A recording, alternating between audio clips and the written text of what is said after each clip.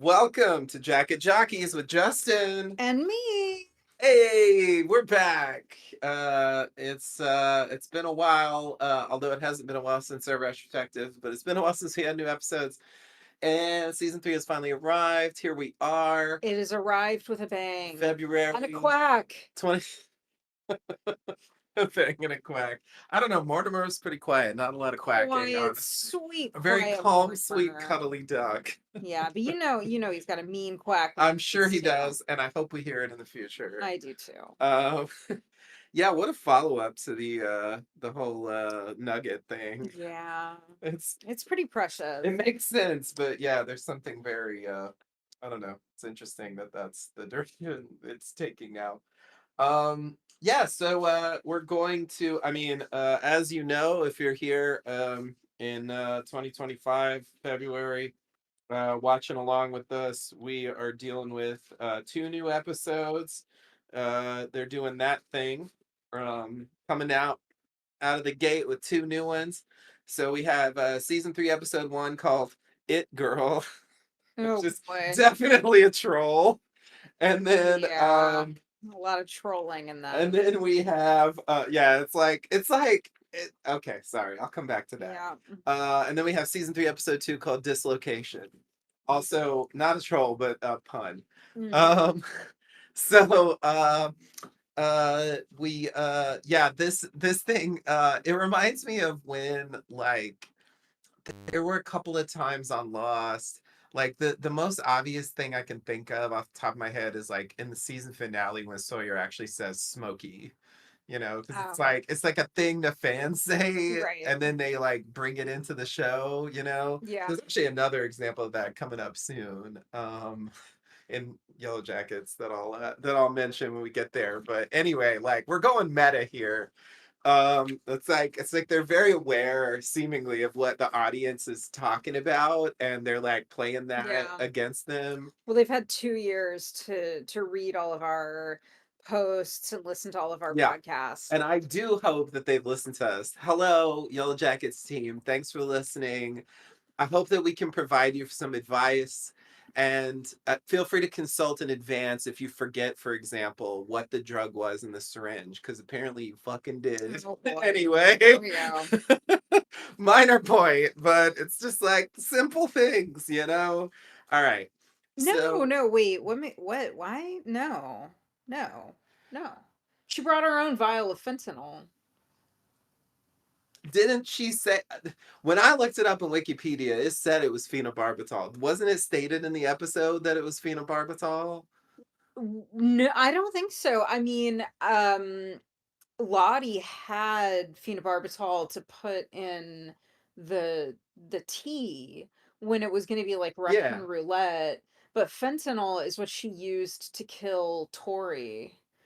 Uh I thought that was phenobarbital too. no, it was fentanyl because it would just show up as a drug overdose.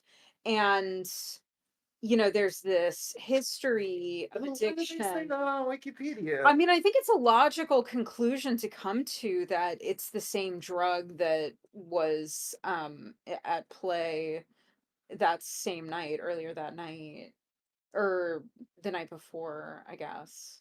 Um I but it was a callback to the thing with what's her name? Jessica Roberts. Yeah, yeah, yeah. Yeah, Should we pause? okay. No, I mean, I wish I had done more because as soon as I saw that it said, "Oh, she sticks a syringe with phenobarbital into Natalie's chest," like it just says that casually on Wikipedia. I just assumed like, okay, well then probably, but I didn't dig deeper into like the transcripts to see how they confirmed that specifically, and I don't Yeah, actually I think that remember. was just an error, that it was just like you would just assume that it was that. But we saw her with the syringe of fentanyl with the chocolates and then with the cigarettes and Yeah, so I thought that was phenobarbital. So anyway, I thought they both were.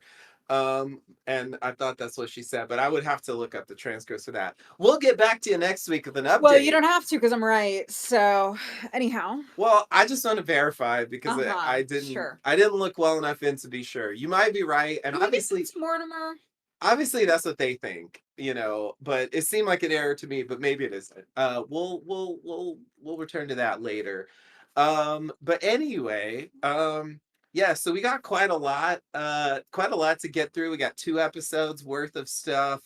And so do you want to just like Yeah, get on that road? let's ride that train. All right. So in season 3, episode 1, It Girl, we start. It's hard to say that Ugh, without laughing. We start off by getting previously on that summarizes the previous season, and I just have to briefly complain that they again use that scene of yeah, Ty saying, that sleepwalking I told you about is getting worse. That was never actually in the show, but has appeared in the previously on many times. yeah, So maybe it is in the show. I don't know. You know what it reminds me of? I'm sorry I have to say this, just going back to Lost, like there are people to this day who will complain that Michael is going around yelling for Walt all the time. And I'm 100% convinced that the only reason people say that Michael is going around yelling for Walt all the time, which he wasn't, watch the show, y'all, is because they kept playing previously in the on. previously on. Yeah, They played that over and over again just to explain the context. And yes, in the scene where the others took Walt off the boat, he yelled for Walt a lot. That's fucking normal, y'all. Like, what? Why are you? Anyway, sorry. That's just a pet peeve of mine. yeah, It's just like, oh understandable. yeah, he was just like walking around the camp. Whoa! It's like that did not happen. Yeah. Anyway, sorry. It just reminds me of that. It's like The most important thing is that we never let it go. they've shown it in the previous song so much, it might Yeah. as well have been in the show. But it's like I'm just stuck Well, on we don't know who she was on the phone with either because it didn't actually happen. I'm just stuck on they considered it so important for exposition that they've shown it like I They think cut it. about 3 or 4 times, but they didn't consider it important enough to put in the show. I don't know. Yeah. It just gets me, so I had to say something. Mhm. We can move on. I think Um, so. okay. All right. So I'm gonna go with I think I said this last time in the finale episode of season 2. I'm gonna go with past and present because we're basically dealing with 2 time periods here. They're not they haven't, at least in the first 2 episodes, they haven't done any further like flashbacks.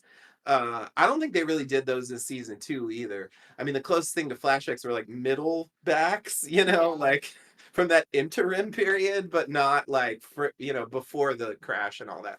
Yeah. Which we did get some in season 1. Yeah. So anyway, past means you know what it means. Okay, so we start Yeah, off. I mean, I certainly hope so. I mean, y'all go watch the episode. Like, you should watch the episode. Don't just rely on us to Do provide rely. I'm very a reliable. description of what happens. It's just to like give us the Yeah. context, remind us all what's going Yeah. on. If you find that you don't remember based on what he's saying, maybe just make sure that you did watch it.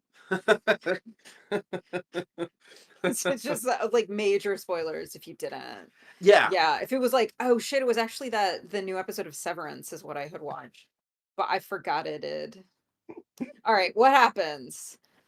We open on And then Irving everybody's. said, "All right. We open on Anyway, everybody's favorite um, it girl, oh, Dylan, what are Mari. your hijinks this week? Anyway, okay. So, yes, we open up in the past. This is such a Lost style opening.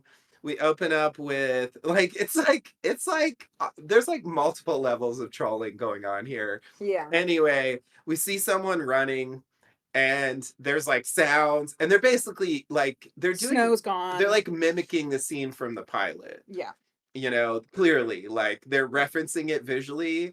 It's like when they would go back to that eye-opening scene in Lost, like yeah. they're like, and but then they show it's Mari, which clearly they're aware They're that fucking with us, of like people are course. like it has to be Mari, right? And they've already cast someone who like actually it could be her too, like Yeah, now, like with like like the right hair color and stuff. So yeah, it's like okay.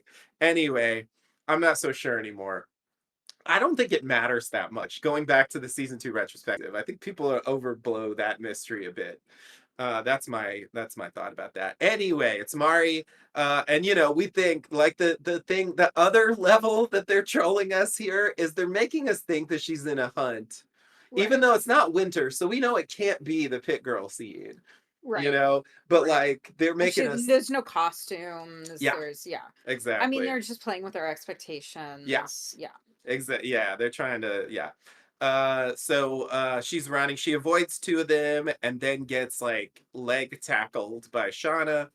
Shauna tries to grab it, which is like something in Mari's hand. We don't know what it is. It's sort of revealed later. Um, took me it took a while for me to understand what it was they were actually grabbing. Not that it Yeah, I was matters. like, "Oh shit, it's the locket." But then you see that what's her name is wearing the locket and I was like, "What the fuck is in her hand then?" Anyway. Oh, who's wearing the locket? I didn't actually catch that. Um Natalie, I believe, Natalie. Okay. is wearing the Okay. locket. Okay. Or it's not a locket, the heart. The necklace Yeah, thing. the Yeah. Yeah. necklace. Yeah. Yeah. Okay. So yeah, she tries to grab it in Mari's hand. Finally, she resorts to biting. And then at this point, Valentine, Natalie, and Melissa pull her off Mari. Natalie says, "You know the rules. You get tagged, you give it up." Mari shows her hands. They're empty. And it's revealed that Misty actually has it. So Mari and Van high five as Ty realizes they knew it was a trick. And they run after Misty. Shauna tackles Misty, who throws the thing to Gen, who jumps in the circle of rocks, winning the game for their team. Sorry, I'm going to stick with Gen. I don't care what they say. No, you're not hearing any feedback from me. All right. I just wanted to make sure it was clear. All right. So, yeah, Mari taunts Shauna and makes a backwards L finger that Shauna mocks, calling her a moron. The winning team celebrates with buzz, buzz, buzz into the credits. Yeah. Yeah. We waited 2 years to watch them play a game that they invented. Yeah, it's like, well, it's like No, capture the flag or yeah, it's all ish. games are the same game. Yeah, there's like There are one 3 game. games. There are Oh, 3 games. sorry. There's get the thing in the hole. There's get the person to the place. Actually, they have a name for it. They say it later. Yeah, Anyway, it's like bone tag. yeah, capture. Yeah, Capture it's the like capture bone. the bone or something. And Anyway. Van's like, we should workshop that. Anyway. Yeah, they should workshop that. Anyway, um. Yeah. So. We can talk about that more later, but yeah, that's okay. it's pretty clear. No, no, no. There's a scene about it, Yeah. so it'll come up. But yeah, any further comment or okay? No, Because I mean I enjoyed it. It's it's fun. You get to see them play not it's fun soccer. times, Yeah. right?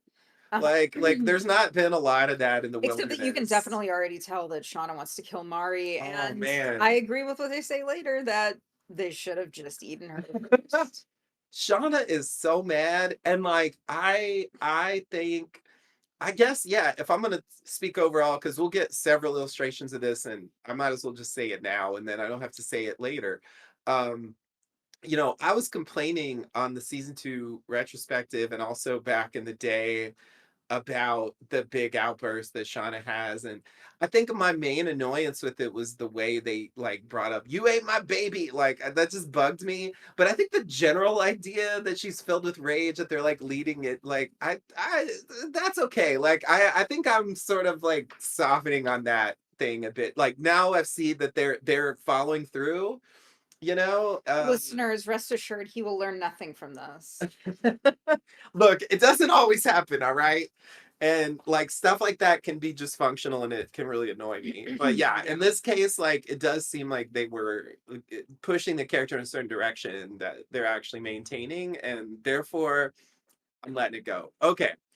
So so yeah, back after the credits, we see in a really pleasant montage set to Cat Stevens.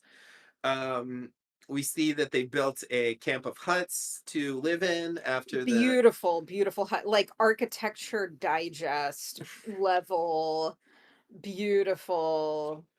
Is it architectural digest? Anyway, I beautiful. think it is. Yeah, but I just said it wrong. Doesn't Oh, matter. I don't. We're I gonna didn't get catch what you feedback. said. I thought it was right. It doesn't matter. All right. All right. We're gonna get feedback. Yeah. Our listeners are so picky. Every fucking thing we think, oh, I'm sorry, but you're wrong. All right. Anyway. Yeah. After the cabin burned, right? Remember the end of last season. Right? Hopefully Remember? you saw the You end of should last also have season. watched the previous Yeah, don't seasons. start with this one. I don't care if you think the previous season's enough. I don't think it is. It was Um, pretty it it was was it was pretty thorough. It thorough, was thorough but you would for be sure. lost. Yeah. But it's still like anyway. Yeah. Okay. We see a book about ancient architecture to explain how they learned, I guess, that they Mhm. saved from the fire because dot dot dot. All right, let's not ask about that. Maybe it was in the plane. Who knows? That's my best guess. It flew out the window with the fire. One of the windows burst, and it just like flew Yeah, the out. wilderness provides, right? Come on, it Along was with it. like some of those mugs we see Yeah, later. yeah, yeah, yeah. They have a whole bunch of mugs too. Yeah, Yeah. it's true. Don't even ask. Don't even fucking ask. Dharma job? I don't know. Anyway, we see Aquila has a pen full of bunnies. And these are real bunnies actually. They're like living for real. I just want to Well, we make thought sure we're Nugget clear on was that. living for quite a while. It would be crazy if they reveal it's a pen full Yeah. of dead bunnies, but I kind of doubt that. We'll see. Um, all right. And then we see three graves. Gen walks into camp with a dead bird and a gun, suggesting that the other thing we complained about, which Mhm. is that they should have apprentices, and they actually did pay attention to They that. heard our feedback. So Gen gets some You're hunter welcome. training, and Melissa gets some butchery training. So there is actually like they're addressing it. I don't know. I thought they didn't give a shit, but apparently they do. Okay.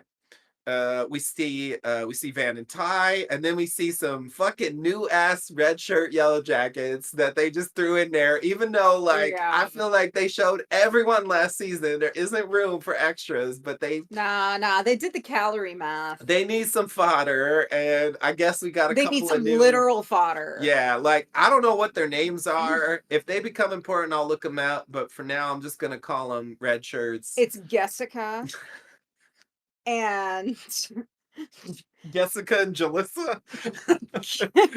no, no, because Melissa is spelled the normal way. It's Goy.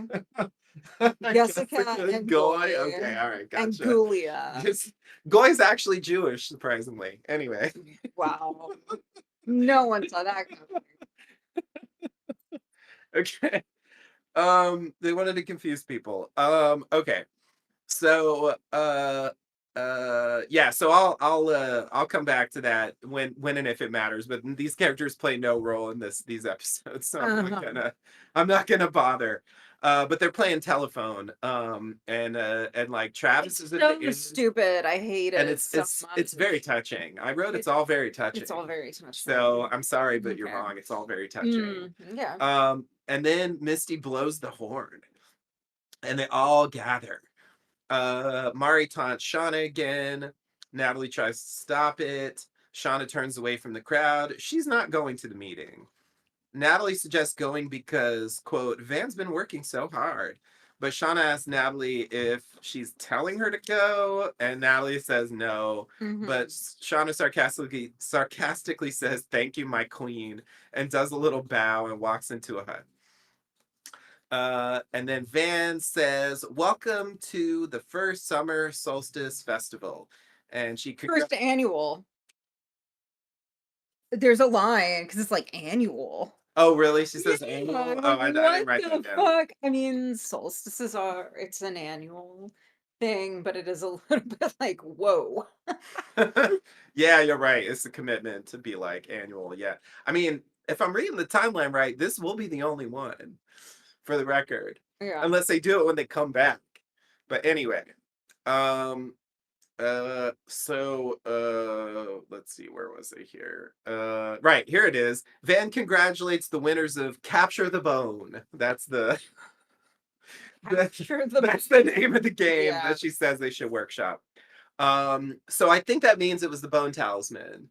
I couldn't tell from looking at it, but just It looked to me like the bone yeah. talisman. So yeah. So anyway, I think that's what it was. Misty leads a short victory chant for the winning team. It's like spread that V, something that I, something that CTORY. I don't know. I Yeah, don't it's remember. clearly like a cheer from Yeah. back in their Yeah. Soccer pre-crash. days. Yeah. The losing team is supposed to be their servants for the day. Um, Van starts her story with previously on the Yellowjackets. So this is the Yeah. second troll. They're like meta moments, or it's like, okay, that's weird. Like to literally have her get up and, but it's like, and I'm like, Mhm. in the 90s, like I know they actually did previously on Twin Peaks, so it's not impossible that they're familiar with this idea, but serialized TV was much less of a thing back then. So I'm just Yeah, but you like, could count on it for the really good ones, like the finales, yeah, the yeah, yeah. Maybe repeat. X-Files did that. Oh yeah, yeah, So yeah, I guess it's good enough. for She did reference X Files two-parters. at a certain point. So anyway, It's a nice continuation of her retelling movie plots. yeah, yeah, yeah. They had that. I was gonna say, the season two finale was called storytelling, and I was talking about like, oh, everybody's telling a story, and there is a point where like Van tells a story.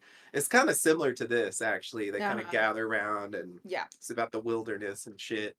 But this is like like this partially serves as like exposition to explain stuff that's happened in the interim period that we missed here. Uh-huh. So I'm just going For to sure.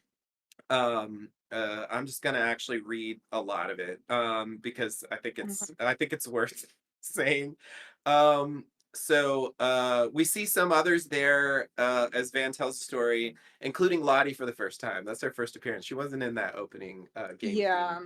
Um, Yeah, she was off trying to get Travis crazy. yeah, yeah, he wasn't there either. So yeah, yeah, something's going on there. We will obviously come back to that.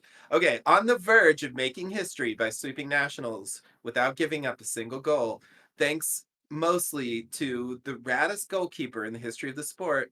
Our heroes, no, our sheroes were robbed of fame and fortune by the cruel hand of fate and by mechanical failure or possibly pilot error, unclear. I love this. This feels like a lost reference to me because Hurley says something almost exactly like this when he's telling the story of what happened on the island to his mom when they're back in the real world. He's like, Mhm. and there was a guy down there, and he had to push the button, or I don't know. I wasn't really clear on that.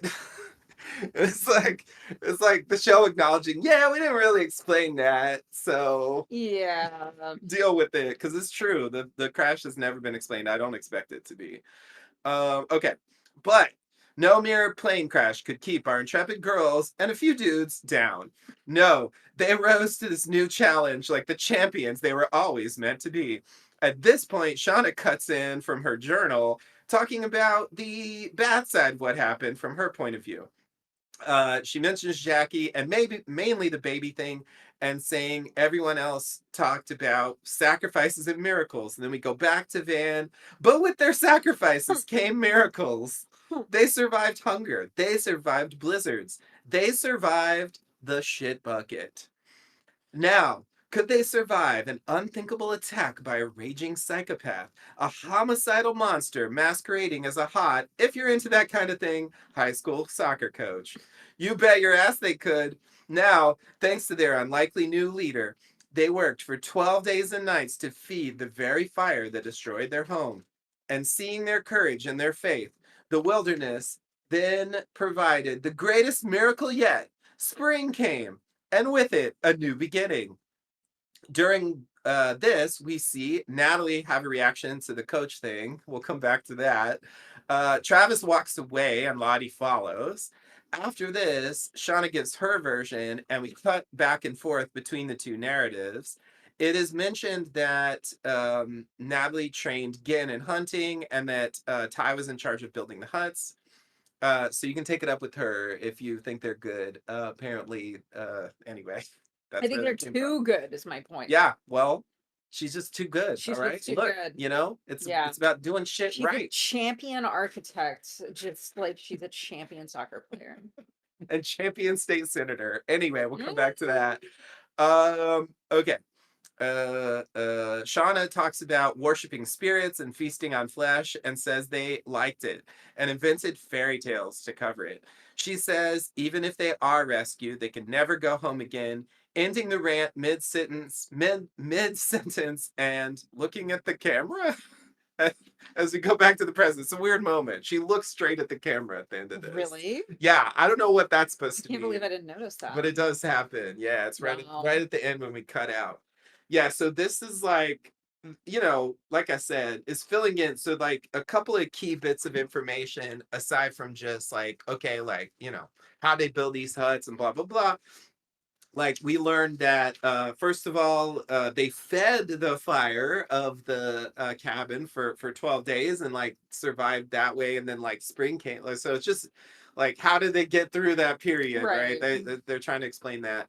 And then it also reveals that they believe that Coach Ben burned the cabin, which these episodes don't quite confirm.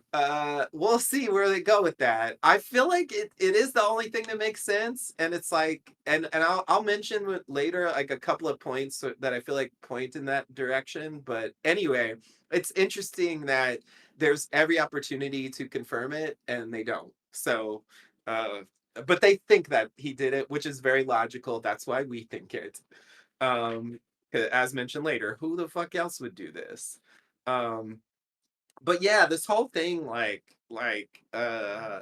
kind of picking up on Shauna's anger, but also picking up on the diary, like journal ranting that she was doing at the end of last season. Like it's like, oh, okay, like I kind of get this now. Like it seemed weird and like random to me, but yeah, it's like she's not buying into the mythology, which makes sense. Like that's, I think she's been pretty consistent about that. She'll like join in to live, but like Yeah. never really buying into the like mythology of what it Yeah. means, and like making it some kind of like larger force guiding them or whatever. Um and also like in a way I feel like she's turning into like more like what Jackie was at the end of her Yeah, life. it's definitely like Jackie. Like she's alienated from the rest of the group. Yeah. I mean, she's not quite at that level, but she's not buying into it. Yeah, and Although we just do see her, I mean, she plays Capture the Bone. that's true, but very aggressively. more than more aggressively than any of them How seem do to you be. think you make it to nationals? Fair point. Fair point. But yeah, just that, like Jackie was confronting them about the Doom coming thing, that they weren't willing to fully Right. acknowledge, and I feel like Shauna's sort of doing that here. Like they're like papering over like the Yeah. bad parts of what happened. Yeah. And yeah, like because they have it easier now, it's easy for them to like sweep that under the rug. But like Shauna's like, Yeah. I'm not forgetting that happened. Um, okay. So then we go back to the present. Callie's smoking some chronic. Yeah, kids, you remember that? You remember chronic? Anyway, she gets a call and puts some pants on, and Shauna comes in and says Callie's running late, and they should eat more disgusting oatmeal. Shauna mentions Natalie's funeral is today. Callie says she's got to leave. Shauna complains that Callie didn't do the dishes. Callie scoffs. Shauna sniffs the chronic. Callie waves it off and leaves. Yeah. That's what happened. That's what happened. Yeah, chronic is a running gag here. Um, and yeah, this is I just agree about oatmeal. Gotta say. yeah. I like oatmeal actually. Um, Okay. Yeah. Misty is trying to meditate when Walter comes in. Walter asks about leaving for Natalie's memorial. Misty wants Walter to leave. Walter puts a key on the bedside table. It's a key to Natalie's storage unit. He suggests making sure there isn't anything incriminating or sentimental in there, and then he leaves. With a sneaky little look on his face. Yes. Yeah. Yes. Sweet Wrapping up sweet the Walter. I Um know. He's doing his best, but he's it's right at every he's stage in definitely this right, and episode. I must rant about that later, but not here because it's not really coming up yet. Yeah. Um, but just tying up that loose end of the storage unit from season one, like I kind Yeah. of forgot about it, but yeah, like that was the thing. So anyway, um Okay. Then we see Natalie's funeral. I was a little curious that there's just some like random people there. Like, who are these people? Anyway, not that she couldn't have known anyone that we don't know about, but Yeah. it's just like kind of weird on a TV show. Like, I don't know. Not You, a funeral. I mean, at a funeral on a TV show, of course we're not gonna see everybody. yeah, But it's, like, deliberately sparsely attended. yeah, sure. I expected to just be characters we know there, you know. I don't know. Yeah. Because I've seen that version before, and like she hadn't really even been living there. And anyway, whatever, it's fine. It struck me as odd. Okay. Natalie's mom gets up and tells a short story about pushing Natalie on the swing and ends the speech abruptly. Ty Touching. Van, yeah, very touching. Yeah, it's like Ty. Okay, I'll come back to it. Ty, Van, Jeff, and Shauna look on in disbelief, and they get up. Okay, let me go to the next scene. So this is our Natalie funeral. Thanks, y'all. It reminds me of when they do Locke's funeral in Lost. And Ben's like, he believed in stuff, and I'm sorry I murdered him. Thank you. Good night. Like it's like okay, like wow, that's not much for a main character. Anyway, I mean, it's um, very on brand for that mom. oh, definitely. Um, later, Shauna, Ty, and Van toast to Nat at a bar. Ty mentions the thing with Nat's dad, the flashback from season one. Shauna says it's a miracle she survived before we survived. Van suggests that you could just say hate each other. Nat wasn't into bullshit. Shauna wonders what it means, their lives. What would people say at her funeral? Then she gives a mock eulogy saying she was a bad wife and mother and is survived by a messed up daughter and a husband who blossomed after her death. Ty gives her eulogy mentioning she is the quote, first state senator to impeach herself before taking office. I don't know if you're allowed to impeach yourself, but minor point. Van says, no one's dying tomorrow, so we still have time to workshop our eulogies before they all reconvene in hell. Workshop. Oh, Van. Classic Van. Yeah, workshop, the same term Yeah. she used in the flashback. So yeah, they're kind of tying that together. Um, let's see. Ty says, speaking of hell, where's Misty? And Van realizes that Ty didn't tell her about it, even though she said she would. Ty says Lottie isn't there either, but Van says she's in a facility for the quote differently sane. um, Shauna thinks Misty could have found out some other way. She probably bugged the table. Meanwhile, someone with light-colored hair is watching them across the restaurant, and ominous music plays. Shauna looks over concerned, but says it's nothing. Then she joke talks into the salt shaker to Misty. Okay, so I have a few comments to make about this scene. Yeah.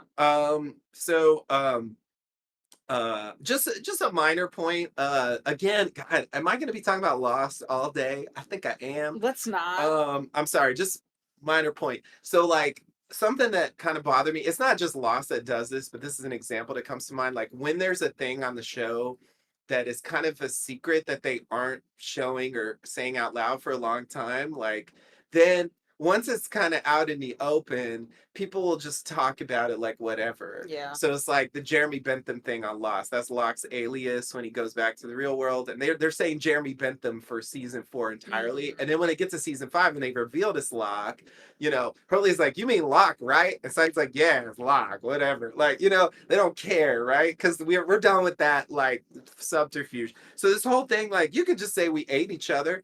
I think Nat, would be like direct about it. And I'm like, no, she wasn't. She never fucking said, yeah, hey, we ate each other. That was never stated. Yeah. They were all cagey about it, and they have been this whole time. This thing Van says is the most direct they've ever been about it. Even in season 2. Yeah, and they don't even blink. Even when they're doing the sacrifice, Yeah. they don't talk about the fact that they would eat the sacrifice person. They don't even, it's almost like they're not even doing it. I mean, that's what I talked about at the time. Like it wasn't for survival, but like there's no discussion of what's gonna happen after they're dead. Like, are we gonna do what we did before? Right? It's like you would think if it was gonna come up, it would have come up there. It doesn't even come up there. So anyway, I just feel like that's like kind of off, but I think part of the reason why is because they were being extra cagey earlier in the show, and so they didn't have anyone say anything like that. Yeah, I You agree. know? I Like in agree. general, I agree Natalie wasn't into bullshit, but like about this, I kind of think she was. Yeah, that's just how TV works. Yeah, fair enough, fair enough. Okay. So yeah, then we get this thing casually explaining what happened with the state senator Yeah, situation. right, right. Because obviously Which we had they, talked about many yeah, times. obviously they don't want to deal with it. Yeah. And I just want to use this opportunity to register my disappointment that we went through an entire plot of season one about her Yeah. being elected state senator and she wins, and then they just fucking dropped it. That just bugs me. Your disappointment has been entered into the record. I just have to, I have to say it. Yeah, Okay. and I agree. There's another thing I want to complain about, but that's coming up later. So I won't do it now. Okay. Um, yeah. So then this other thing with this, like, it's like a classic horror shot of like someone's watching Yeah. them from a distance. I didn't even understand it because the first time we watched this, like, I couldn't even tell what I was looking at in the shot. Like, I didn't understand it was them from a Yeah, distance. I have to go on the record and say that I did, and I'm so shocked that as much horror as you watch, that you didn't put it together. Yeah, it's I thought that was what Shauna was looking at. And I Yeah. think that's why I was confused. Like, Yeah. because I'm like looking for something, like, what am I supposed to be looking at here? Like I and so anyway, and like that happens a lot when they show a shot and we're supposed to know what we're looking at, and like I'm looking at the wrong place on the screen, and then Yeah. like, Yeah, um I get it. so yeah, and yeah, the other thing I was gonna say is like a lot of times in the horror movie when they do this, they'll show the camera moving, Yeah, right, which helps. And the other thing they do a lot of times is like they'll play a heartbeat or they'll play breathing or something yeah. to give you a clearer sense of point of view. I don't know. And the hair is like kind of subtle in this shot. It's clearer later. Uh-huh. Oh Uh, yeah, definitely. like that, I like didn't actually notice the in hair. the later shot, yeah, see, right, it's subtle, it's there, but like it's not obvious. And in Mhm. the later shot, I absolutely caught it. I understood what the shot was Yeah. outside of Oh house. yeah. That's more of a classic thing, but Yeah. yeah, anyway, I missed the point. But this is actually I'm gonna call this our first mystery of the season. Like, Yeah. who is this person? What are they doing? Yeah. Right, what's the point? Are they from the Yellowjackets? Is it Melissa? That's the obvious Yeah, question we that are we're led to believe that we're that it will led be to Melissa. at the end of episode 2. It's heavily implied that that's who it is, Uh-huh. even though I don't trust this show to like not mislead us. Oh yeah, for sure. We all remember Javi and Adam. Yeah, that's the thing. Like I don't trust them not to trick us. Yeah, But yeah, we'll see. we will see. We will see. Okay. So, continuing from there, Misty arrives at Natalie's storage unit and starts going through stuff, sorting it into keep and trash. She finds a leather jacket and sniffs it. And that leather jacket is going to become her like super power costume. Yeah, it's a great jacket. Yeah, I think they actually showed her wearing that at a certain point. It seems familiar to me. You mean Anyway, showing Natalie wearing it? yeah, Natalie wearing Yeah. it. Yeah, yeah. Misty obviously wears it later. We will come back to that. Okay. So wait, back to the past. Back to the past. Because I'm like, this better be in the past. Shauna asks Melissa to help with a hunk of meat she's preparing. Mari and Gen hang out and taunt them. Melissa's about to go over, but Shauna stops her, saying, I can't believe we didn't eat that bitch first. Melissa says, Mari's so dumb, I heard she chipped a tooth on her vibrator. Shauna is surprised that Melissa has a personality, and so are we. Akila shows up with some kind of crown for Shauna. Lottie asked her to make it for the ceremony tonight, implying it's for the baby. Shauna says she's not wearing it and knocks it to the ground. Melissa steps on it accidentally in solidarity. Akila picks it up and walks away. Okay, so we'll come back to that. Meanwhile, there's a council meeting with Natalie leading and Van Gin and Ty attending. Misty Oh, tries. Misty. I know. I, yeah. I got something to say about Misty, and I will say it, but maybe not here. Misty tries to get in, offering to take minutes, but Natalie gently shoos her away. Nat asks again about the Minutes. hunting. Yeah, there Yeah. ain't no fucking Robert's Rules of Order here. I know, but We're not doing that. that's like such a Misty thing. Yeah. Okay. Nat asks again about the hunting. She says it's good. Van asks about Coach Ben, but Natalie says he's dead. And we cut to Coach Ben Oh walking through the yeah. woods. Classic. It's a great cut. Classic cut. He sets a trap with some acorns. The meeting adjourns. Ty stops I Natalie. think there's so many acorns in these woods. Good luck. Good luck. No, What? no, I want those acorns Those because are they're magical good. acorns. Because Dansky Ben put them there for me. God. All right. All right. The meeting adjourns. Ty stops Natalie to ask about Shauna and Mari, saying it's becoming a problem. Natalie doesn't think it's a big deal, referencing the say one nice thing about the Uh-huh. other person scene from the pilot. Yeah. Ty says, maybe it's all life or death, and says, don't forget what happened to Jackie as she walks out. Yeah. Um, okay. Ben looks at a leaf. He walks around some more. His crutch lands on something solid in the ground. He uncovers it and finds some boards. Yeah. We see him rip the boards away. He removes every single one of them. I don't know. That just bothers me. You're always sharing the random bullshit that bothers you. That bothers me. Hey, fair enough. He we see him rip the boards away, uncovering a pit. He Indeed. climbs down a ladder into the pit. He uncovers a case and he opens the case. And inside the case, there are supplies, including food. He eats a protein bar ferociously, Ugh. Take stuffing it in your his time. mouth. Take multiple bites, please. So I feel that this is the last reference. I feel we're getting a reference to not only the hatch, but also the supply drop. It feels like it's like a two for I'm one. not confident that that is intentional. Maybe it's not intentional, but nonetheless, it's very similar It is ideas. evocative of that too. Yes. Yes. And I'm sure they've seen Lost, and I find it hard to believe that at the very least they didn't realize that this is similar to stuff from Lost. Fair Like enough. not just stuff from Lost, but kind of legendary stuff from Lost. Fair enough. Okay.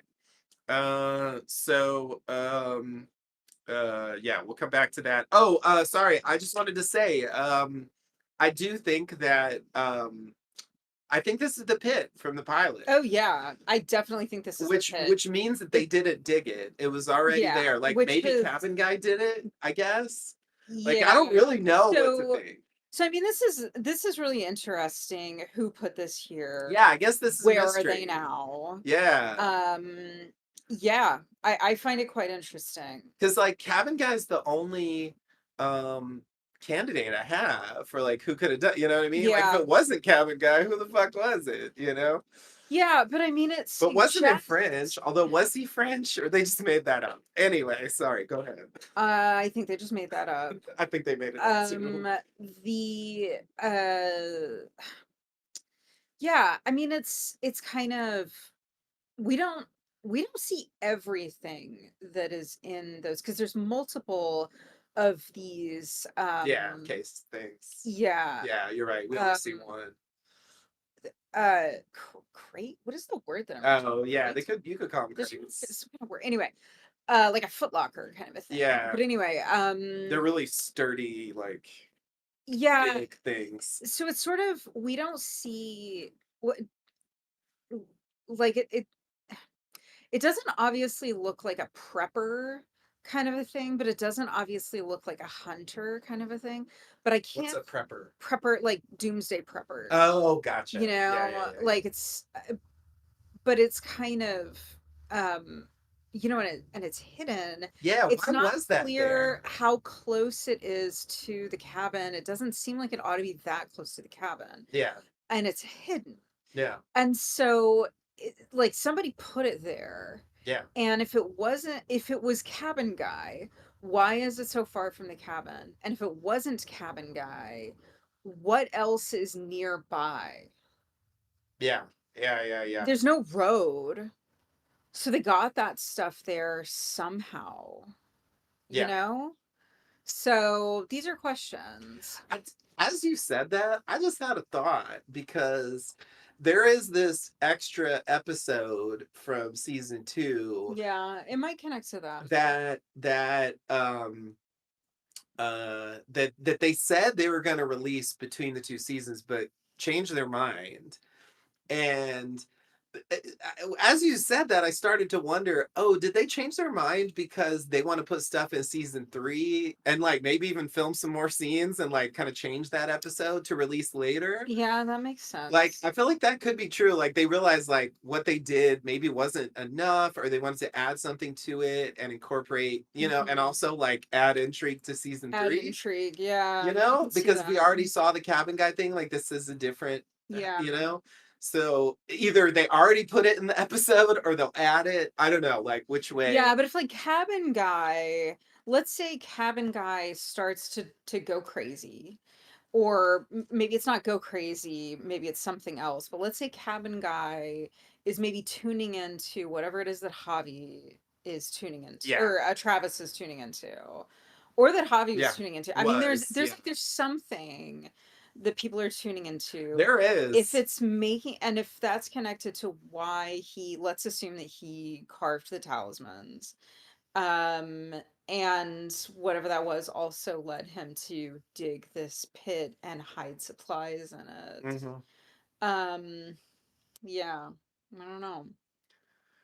And then are there possibly other supplies in that cave area as well? Yeah. Yeah. Yeah.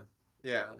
Anyway, It keeps the mystery going, because I mean that was my disappointment in a way about the cabin burning. Like, I felt like, oh, yeah, then like how are we ever gonna, it just seemed yeah, like there was no way we are ever gonna like resolve what was going on with that, yeah, but it's like it feels like it's keeping that alive, at least potentially, because it even if it isn't cabin guy, it is about someone who was there. right. Clearly this is built by a human, you know and clearly that stuff came from someone, Yeah, but yeah, it just raised a lot of questions, like why would you put a pit in the ground, cover it with boards, and put supplies in there? Like, what are you doing? Like, hiding out? Like, what's the plan? Like, it's really not obvious to me.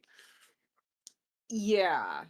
And was right there, it's pretty deep. It's very deep. If you're just looking to bury supplies, it doesn't need to be nearly that Very deep. much not. But if you maybe put that there to try to catch game, and then you repurposed it, Mm-hmm. It and could be. yeah, Yeah, it could be. they conveniently don't show us how he gets those giant foot lockers out of there. There's the things you complain about, and there's the things I complain I'm about, just and they're not saying. always the same. And you know True. what? That's okay. That didn't really bother me, but like, you're right. For the record, like, it doesn't, like, in Yeah. my head, what he did is there's a ladder, and like he tied a rope to the case the way we see him dragging it, and he Yeah. climbed up the ladder with the thing hanging, and then he pulled it up. That's what I got. Yeah. No. Fair enough, but that's all I got. Okay. So we ready to all Yeah. right, so we go back to the present. We have some high school rando girls looking at the Yellowjackets case display, and they talk about Natalie ODing on fentanyl.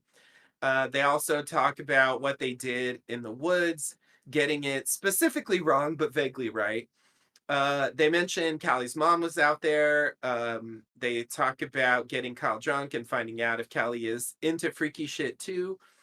The bell rings, they walk away, and we see Callie was right there. at her locker. Yeah, I like this because high school's terrible. High schoolers are terrible.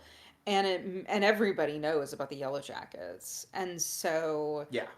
even if they don't know much. Yeah. And so They know that it happened. yeah. And it's like from that high school, Yeah. you Yeah. know. So I like that we get to see this. Yeah, it's kind of surprising we haven't seen this before. I Yes. mean, this season does plant a flag definitively that, well, I mean, they did it before, but anyway, it's the first time we've seen Kelly in high school, Correct. for the record. Yeah. So yeah, it makes sense that like some shit like this would happen at some point. Yeah. Um, okay.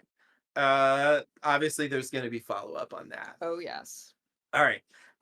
So now Ty is on the phone with Simone asking to talk to Sammy, but she hangs up. Van is in bed. Ty asks Van about signing some papers, but she only signed the DNR. Ty wants them to be together. Van wonders why Ty left her behind before and mentions that she's still married. Ty wants to take her to dinner to a stupidly expensive place. And we'll come back to that, It's obviously. so Van. That place is just the The perfect place for vanniest the van vanniest place that Van. ever vanned. If you're like, where do you think Van would want to go for dinner? Cotton candy foie gras. That's pretty nauseating. So gross.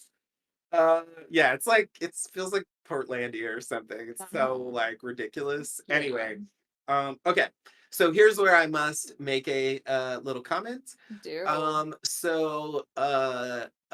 was just gonna say that alongside the state senator race thing, I do feel some regret also about Simone and Sammy getting shuttled off Yeah. to the sidelines, and I was thinking about it, and like in a way, I think it makes sense. Like if you think about the other characters, like none of them have their family involved in the show, except Shauna, Right. and it's It's explicit how it's Johnny. affecting Yeah. them. Uh-huh. You know, because they've had to be brought in to Yeah. like a lot of crazy stuff happening. Yeah. You know, and Walter too, right? Like he's, Yeah. you know, he's he's got his own problems. So anyway, just like it's like that's what it would take. And like Simone seeing that altar, I get that she's not coming back from that, Right. you know.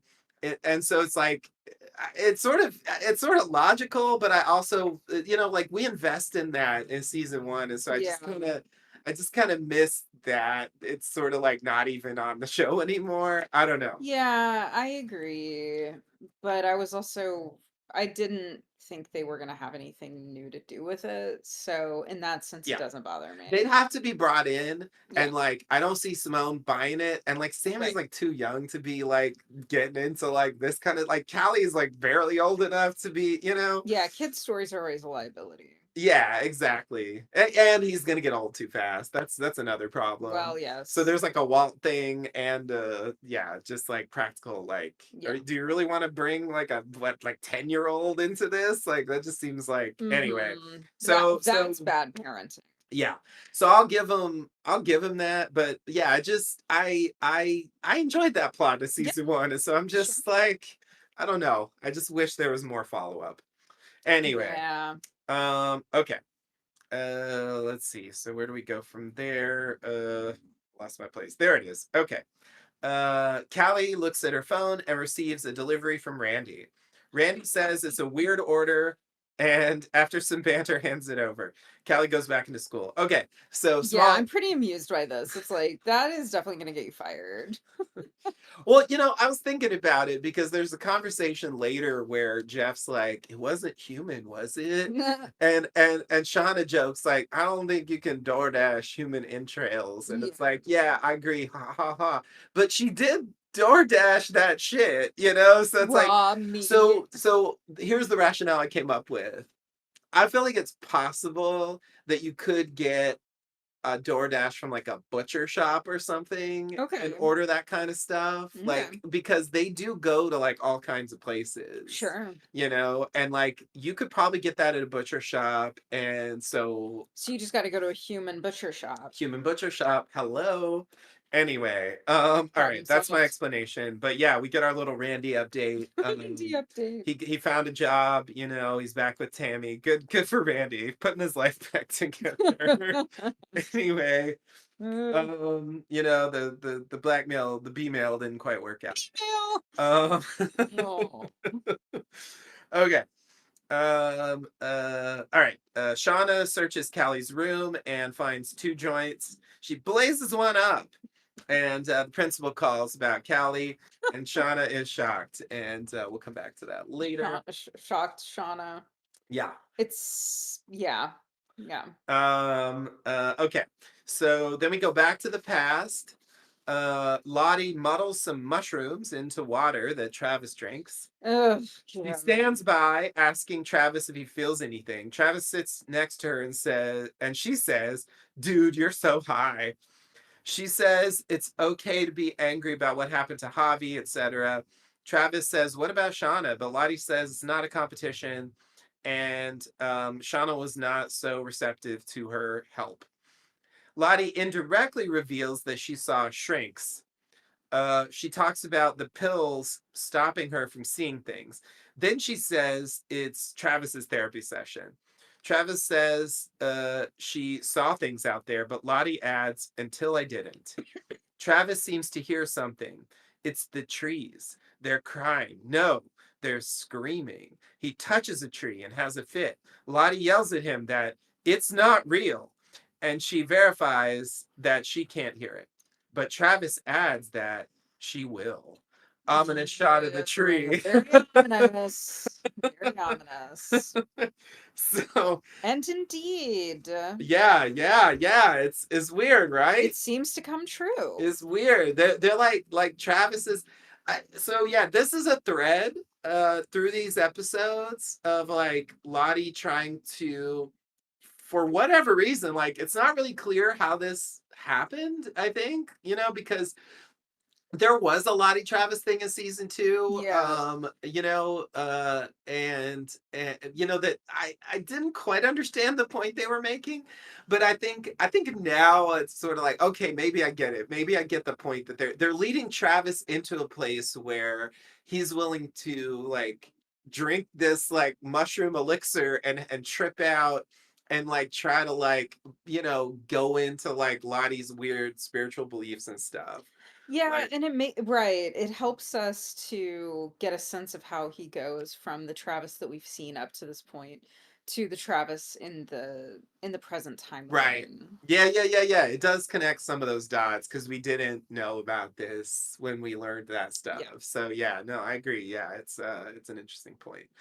Um so uh yeah. You know, this thing though with, you know, you do drugs and then something happens and what does it mean? Yeah. You Like Doom know, coming. yeah, and it's just kind of, you know, maybe nothing. And so, you know, the show can tell us whatever it wants, but of course later, we will get to Hmm. this when we get to it. They all hear They all screaming. hear screaming Even and Mari in the pit. right. So it's like we won't be hungry much longer.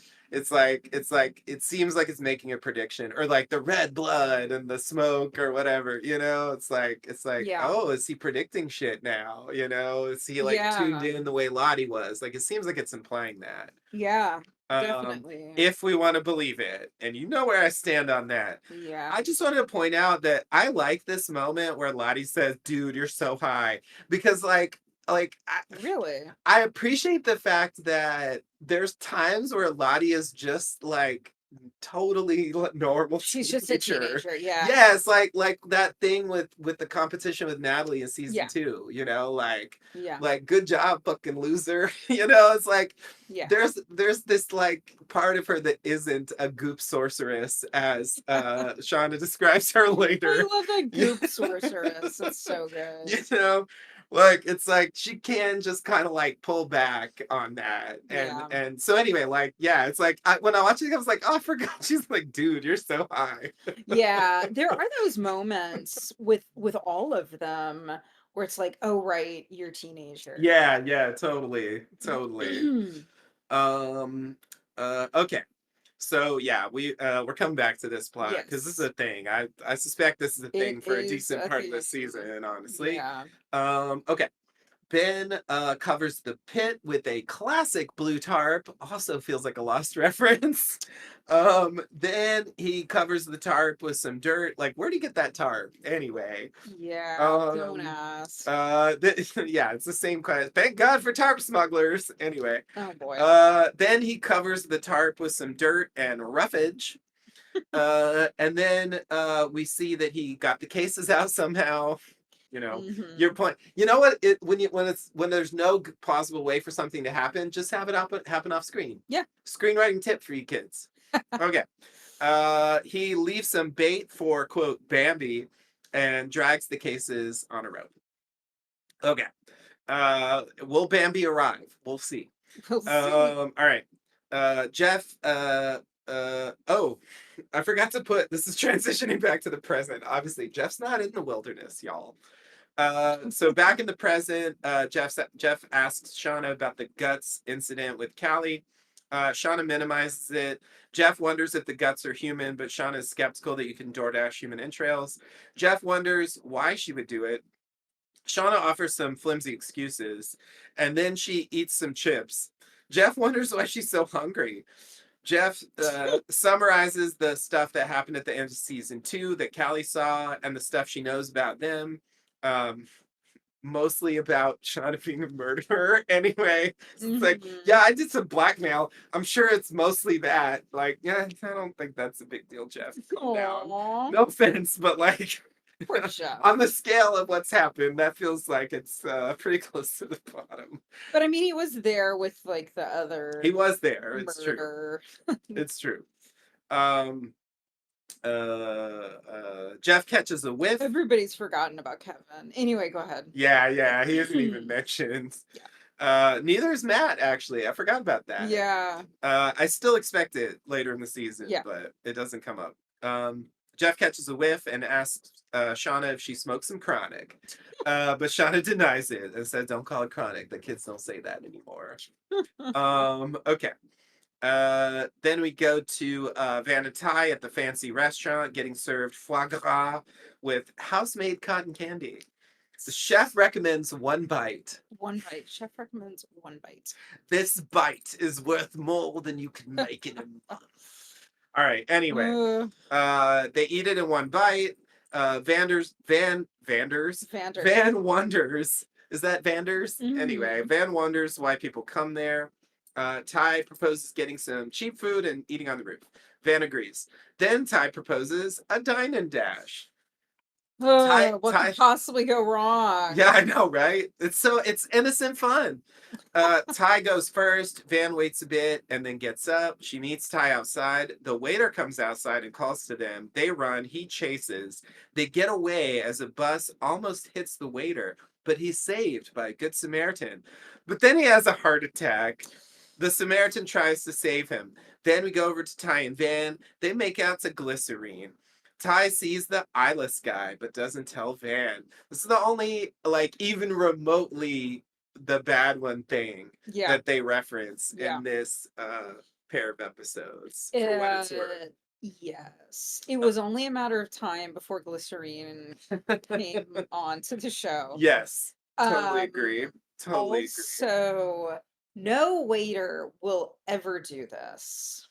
I just have to say. This waiter is maybe a little too committed unto death, I would say. Unto death. Also I should mention that initially when they chase it's to what's that song called? Uh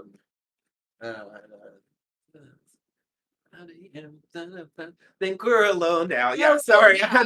I had to get to Yeah, the the line. Tiffany The Tiffany cover. cover of Yeah. I think we're alone now. Yeah, She which is from the 80s, you know? So like the show Yeah. does branch out from, you know, like Yeah. they also did it with that God is alive, magic is afoot thing, Yeah. which is from the late 60s. Like they don't exclusively, which I think is good actually, because I think forcing themselves to only use 90s music like not that there isn't a lot of good stuff there, but like it puts them in a box that I think it's good that they're not like forcing themselves to stay in there Yeah. because like sometimes a song from another era might work better and Yeah. like that's fine. Let's live with it. But glycerine is actually good for the scene, so I'll I have no problem with that. Mhm. Um, okay. Yeah, so yeah, this is such a crazy thing. Like is it are they trying to imply that like he had a heart attack? Like like that somehow Ty is influenced by the bit like is the appearance of the eyeless guy like Yeah. somehow I was wondering, oh, is it that the eyeless guy shows up anytime someone dies? And it's like, because, the first time we see him, it's because the yeah, grandmother's dying. right. But that's not really true. Yeah, we saw him at that press conference. And yeah, does he show up when I mean, this doesn't apply to the scene with the grandmother, but to like the Yeah, press the conference or the later dine and dash scenes. when she's doing something she knows she's not supposed to be Yeah, doing. yeah, yeah. But then he also shows up in the wilderness Yeah. when I don't know, she's just the best. She's in the fugue state as the bad Following one. him under the sway of the bad one. So Yeah. maybe that's the connection. I don't know. Yeah, that's What are your thoughts about when we watched it again, it? I thought they were saying that he shows up when the bad one's in control. Yeah. And that's what that should mean. Like definitely at the press conference, I feel like there was some indication that that was what was going on there. There's a scene with Simone later where she's like, "You weren't like yourself at that press conference." And they show her Yeah. changing what she's going to say, and she's the one that put Spill on there as the bad one. Yeah. I mean, it raises the question of whether it's like a switch flip or if it's a bit of a spectrum. Yeah, it does feel like as the show goes on, it's getting more spectrumy. In the early part of the show, it felt more like a switch flip. Yeah. And like Sammy framing it as the bad one makes it sound like it's a switch flip. But I think you're right that like going forward, like maybe they're gonna make it more of that kind of thing, Yeah. sort of an integrated thing, and make it less like some kind of, supernatural like force overtaking her or whatever. Yeah. I don't know. Because yeah, I'm inclined to not like I'm inclined to minimize anything that's like really unbelievable. So yeah, I'm kind of think it's more a representation of like Ty's doing a bad thing here, like not a hugely bad thing, but like, like it's a questionable and it has this like really bad consequence, Uh-huh. and it's like, does it do that like because, I don't know. It's Right. like I mean, I'm inclined to believe it's just a coincidence, like a bad coincidence. Yeah. I don't really believe it means anything, but like maybe the show will try to make us think it means something. Anyway, because there's more on this later. Yeah, Um, there is. so we'll come back to that. But it's an interesting moment. Okay.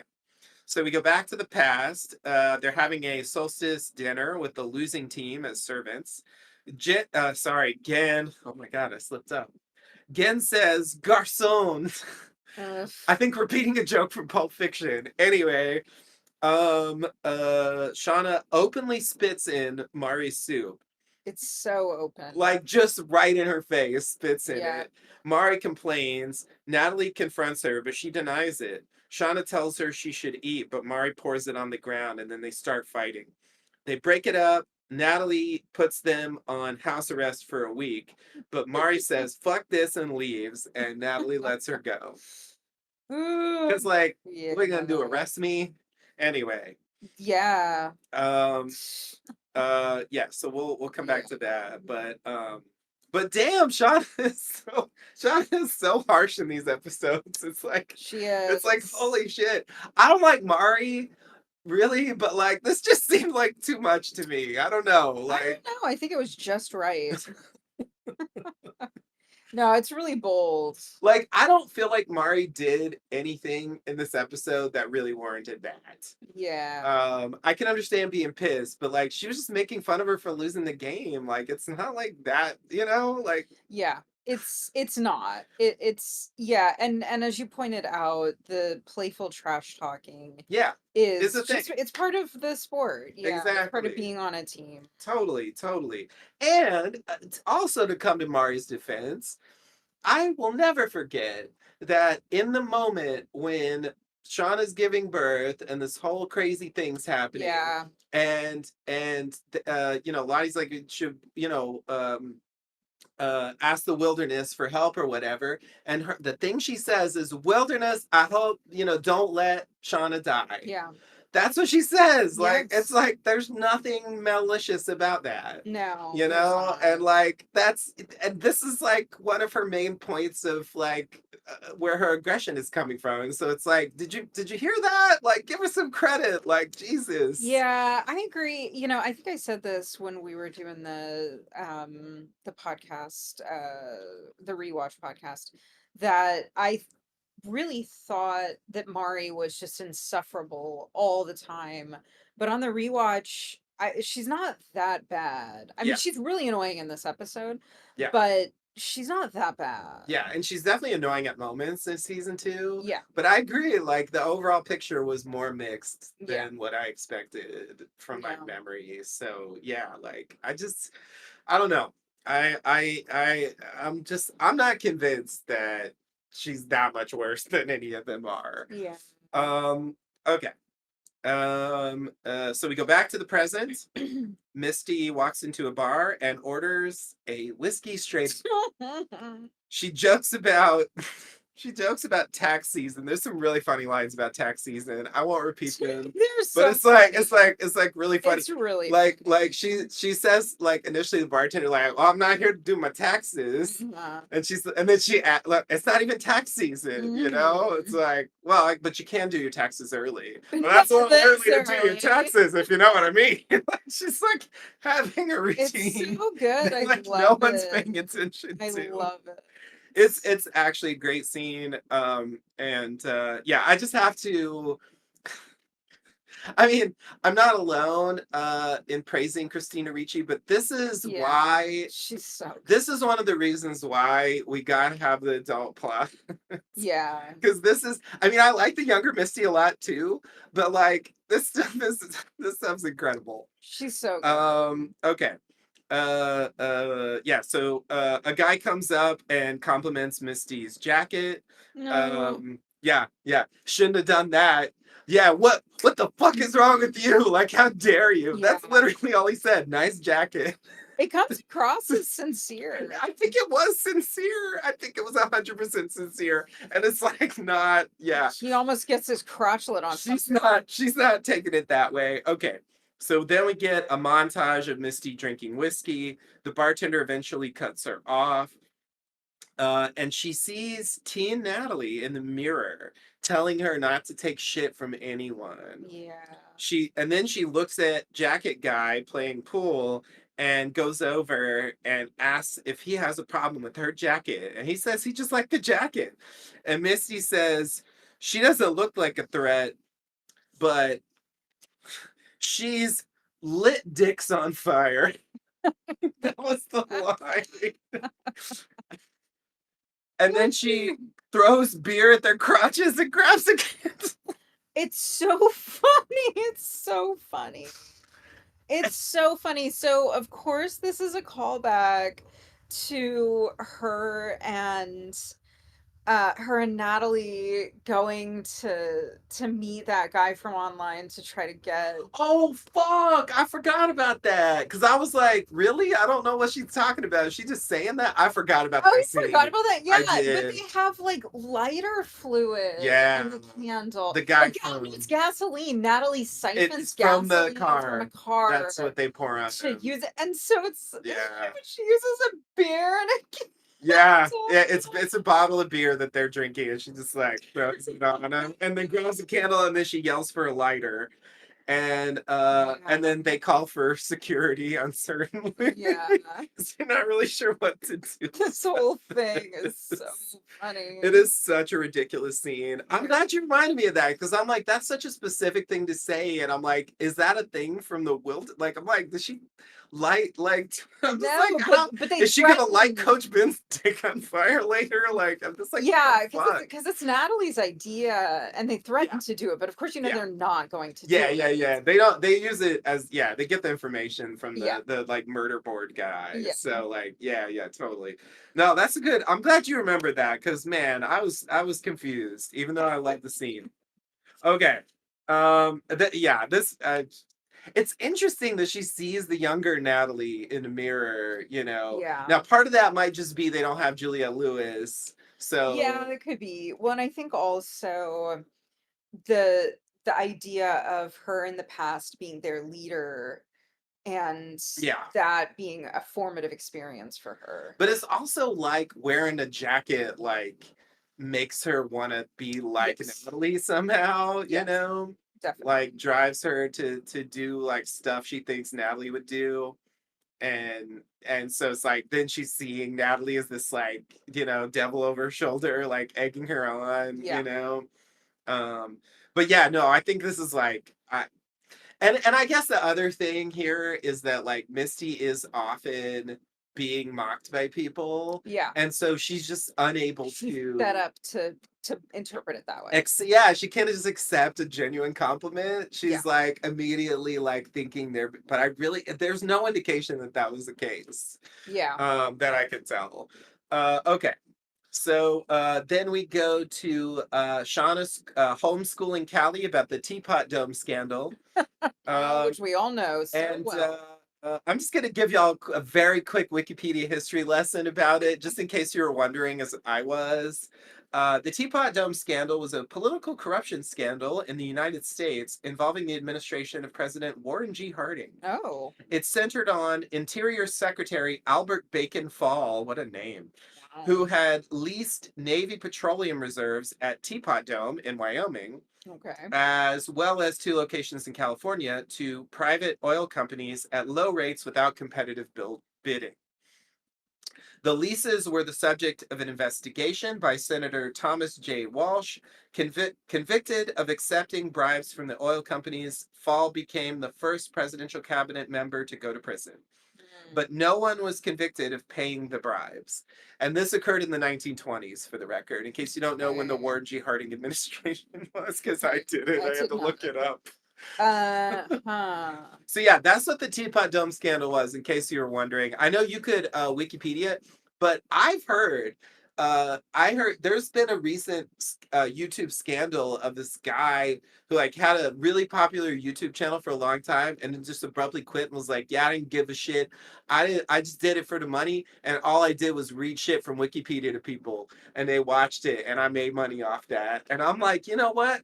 That's a business model there. What's a Reading business Wikipedia to model? people, like they will take it. So anyway, that's what you get from me for today. Um, Wow.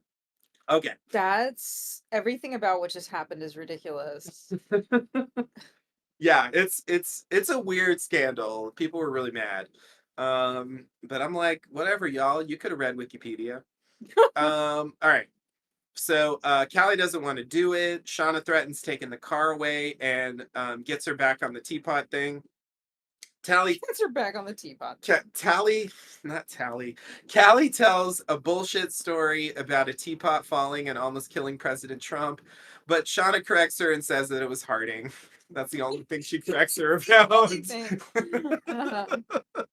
Like, yeah, first of all, well, okay, I'm gonna come Yeah, back to let's this. not. This is not teapot scandal jockeys. I agree, but I have a slightly different point to make. I'll come back Okay. to it. Oh. Callie asks about Jeff. Shauna says he's at the gym and concerned about Callie. Shauna asks about the guts again. Callie explains why she did it. Shauna's relieved.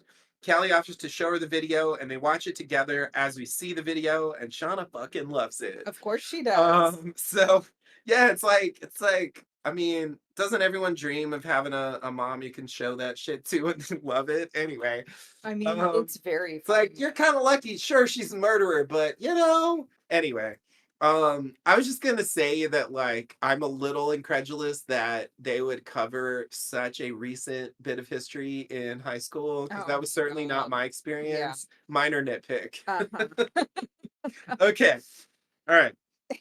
It's like yeah. Yeah. Anyway. It's like the funniest name of a thing that they could find. Yeah, yeah, It's super totally. obscure. Totally. And it's like it reminds me of some shit I would do. Like you hear the name of something, you just spin like a story out of the name, Uh-huh. Yeah. you know? Like I remember writing an essay about I know why the cage bird sings that was Oh just based on the no. title. Oh no. Anyway, I Oh didn't no. actually read it. All right. So I'm ashamed. Don't worry. All right. So then we cut over to Misty walking home. Walter drives up, though he doesn't know it's her, and initially he's like, "You better stay away. I'm dangerous." I'm Crotch gonna your burn. crotch your burn. So good. All right, so she tries to shoo him away. Misty says he doesn't understand, only her friends do. She tries to get her phone to call one of them. Walter reveals that she left her phone at the bar and the bartender kindly called her contacts and he got to W before someone answered. It's really sad. Misty breaks down about Natalie. Walter tries to comfort her. Misty says she was my best friend. Oy, oy, oy. Oh boy, yeah, I know. This is very sad. I am very much feeling sorry for Misty, Yeah. and yeah, like I've come around on that to such a large degree, but I have a larger point that I want to make that comes up more naturally later, so I will save it for that point. Okay.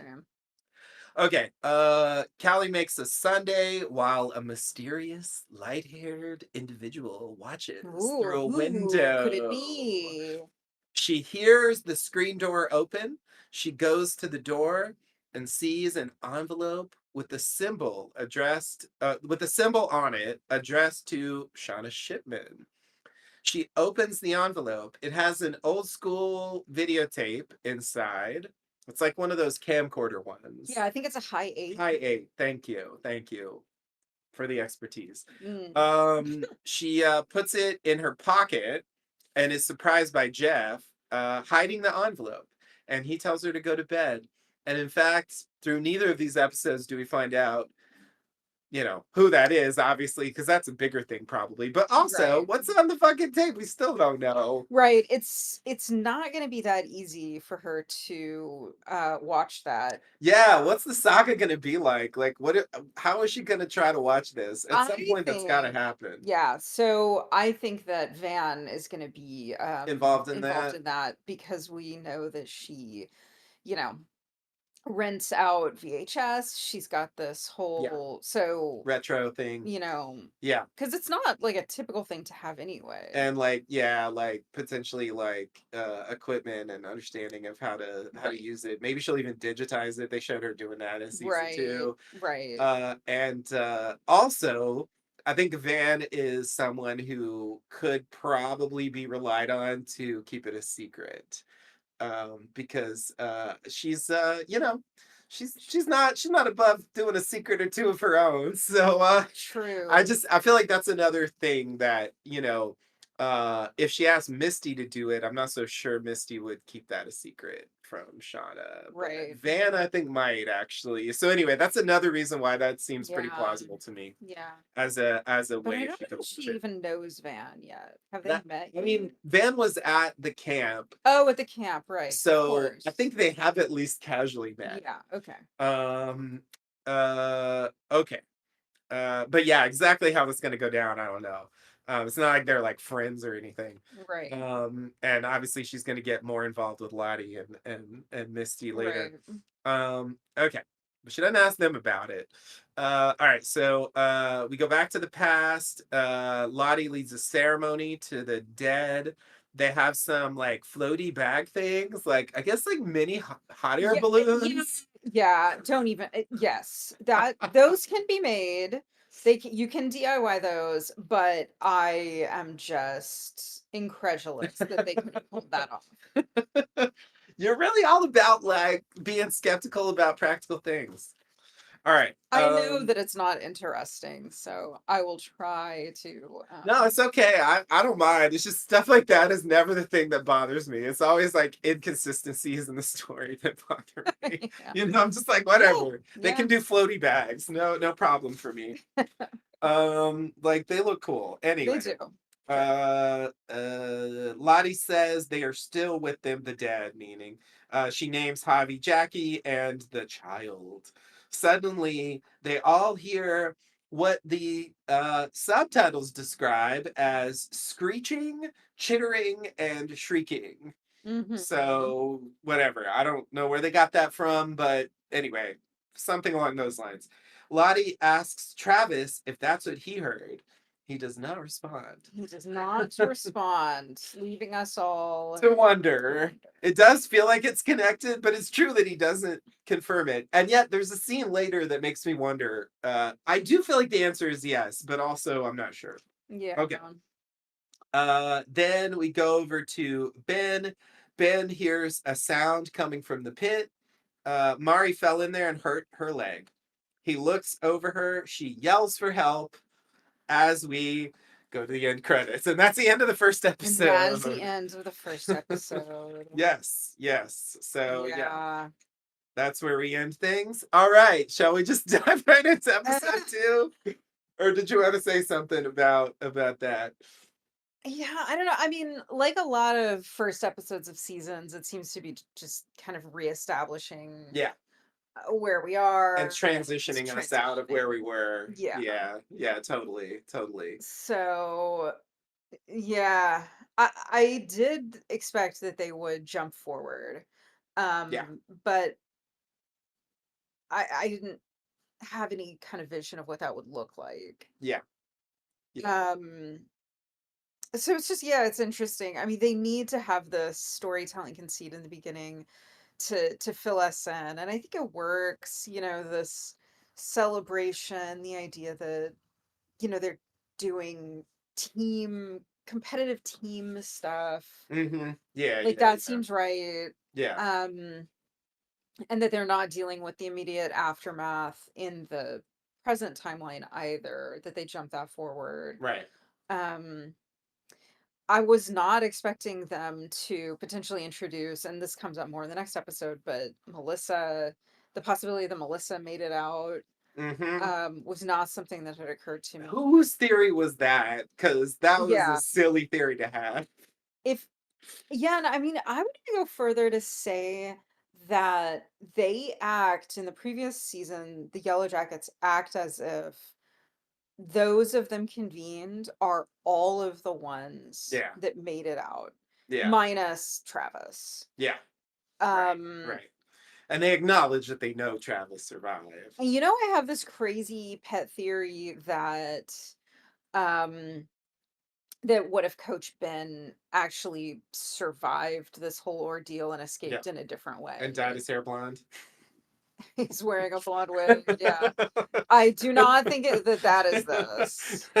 Um, but no, I mean, it's just there is the possibility that uh, other people could have survived in a different way. Yeah, they have not planted a flag and said these were the ones who survived and only them. Yeah. We only know the ones we've seen obviously survived, but yeah, they're definitely, it does seem like they're leaving room. And I didn't think they were going to throw more at us, but yeah, now it seems like they will.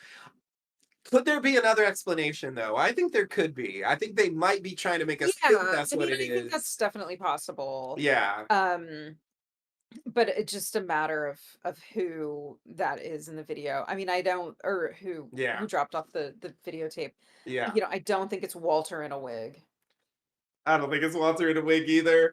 Yeah, yeah, I guess you're right. He's like an obvious suspect, but at least theoretically, There was the thing early on um um about Misty being suspicious of him, like, who are you really? What are you really doing here? But then it was like, we sort of let it go and he seems so trustworthy, but he is still hanging around and we yeah, still don't know what his deal is yeah. or if he even has a deal beyond what we've Yeah, yeah, seen. yeah. And it's not just So, like Adam Martin, but like he's, right, more willing to cross lines and stuff. right. But like, yeah, he's not like hiding a secret agenda, I guess, Yeah, is the point. right. So yeah, but I do, yeah. I mean, it's someone who knew about the symbol and Shauna's old last name and also there's the phone incident from episode 2 where it has like a picture of the wilderness. I really feel like they're trying to bring back the postcards. I mean, not literally. I'm not saying they're telling us like someone else sent the postcards. I'm just saying like it feels like they're trying to redo like a reboot of the postcard plot and like maybe make it go somewhere a little better this time. I don't know. Like make it a more intriguing reveal than just like, oh yeah, Jeff did it. Yeah. You know, like I don't know, like they want to like recover that idea of intrigue. I mean, just this idea of a secret message coming from an unknown person that's like connected to what happened before in some way that's not Yeah. like vague, you know. It just seems like, yeah, I don't know, Yeah. it Yeah. just seems like you could take it that way. For sure. Well, um we can pick that back up in the context of what is coming in the next episode. yeah. One more thing I was going to say before we move on is just that, yeah, generically I feel like these episodes are, they feel less off to me than like season two. Like season two felt like it was really doing something very different from the way the show was before. But I feel like here we're a little more back to like not exactly season one, but more like season one than season two. Like Yeah. they're off doing stuff. There's not this like central location that they're all aiming towards. You know, they're all off having sort of separate adventures, and so anyway, like I prefer being in that mode. So though I do have some regrets about the camp that I'll talk about later, but Yeah. uh We didn't get much to the camp. yeah. I'm gonna talk about that. That'll come up in Yeah. this episode for sure. Yeah, for sure. All Because right. we have not seen Lottie yet. Adult Lottie, I mean. Indeed. Indeed, we have Um not. okay. So will we see her in this episode? Who fucking knows? All right, so let's talk about season three, episode two, Dislocation. You ready? Not that location. No, this one. I'm sorry. I am sorry. You should never apologize for that. All right. So we open up on the past, right where we left off, with Mari yelling for help. Ben tells her to stop. She thinks he will kill her. He denies it. Her knee is dislocated. And Ben explains how to pop it back in. He encourages her, and she does it, screaming. Back into his coach role. Yeah. That is 100% what happens. It's Mhm. weird. No, you could do this. Come on, like you got this. You know, Yeah. whatever. Anyway, uh, then we see Shauna taking the baby corpse out of the grave that they had shown in the previous episode and moving it to a different place, as we hear voiceover from my least favorite Yellowjackets episode. Yeah. Though mostly from the real part of it, at least. Yeah. They're mostly not playing stuff from the fantasy sequence, which I appreciate. And then we go to credits. We'll come back to that, obviously. Both things. Credits that we can look to for juicy little frames Tidbits. that may give us a hint of what's coming. Yes. They definitely Yeah. show some things that some of which we have seen at this point, some of Yeah. which we have not seen at this point. Yeah. That's a pretty obvious thing to say, but anyway. All right. So after the credits at the camp, they discuss where Mari was and what the sound was. They ask Shauna, but she doesn't say anything. Natalie says she'll go look. And Misty tries to volunteer, but Natalie tries to volunteer Shauna to go, but she refuses, so it's Misty.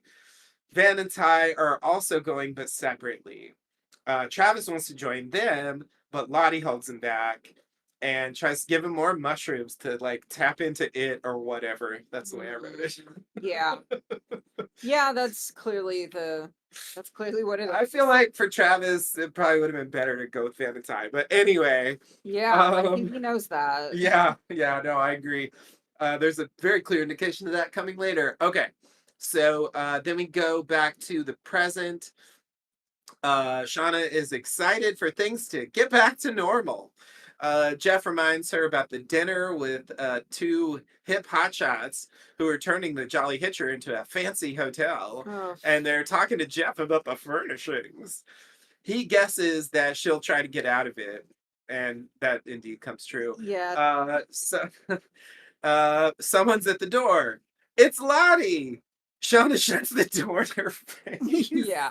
I did not expect Lottie to be brought in for comic relief. Yeah, me either. It is weird after the end of season two. Even though like they did play some comedy with her in season two, but yeah, it's yeah.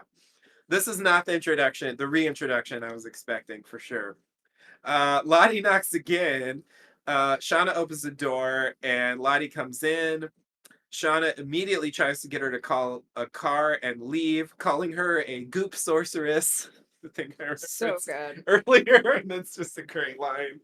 Um, but Lottie says she has nowhere to go. She just got out of the psychiatric hold that they called on her, or did they? They discuss what happened at the end of season two, and Callie specifically, who then enters the room. Lottie pulls a guilt trip about losing her community and all that. Uh, but Callie wants her to stay. Shauna shoos Lottie away so they can have a family discussion. Jeff is a hard no. Shauna agrees, saying Lottie is dangerous. Callie mentions that Shauna's dangerous too, Uh, and pleads for forgiveness for Lottie.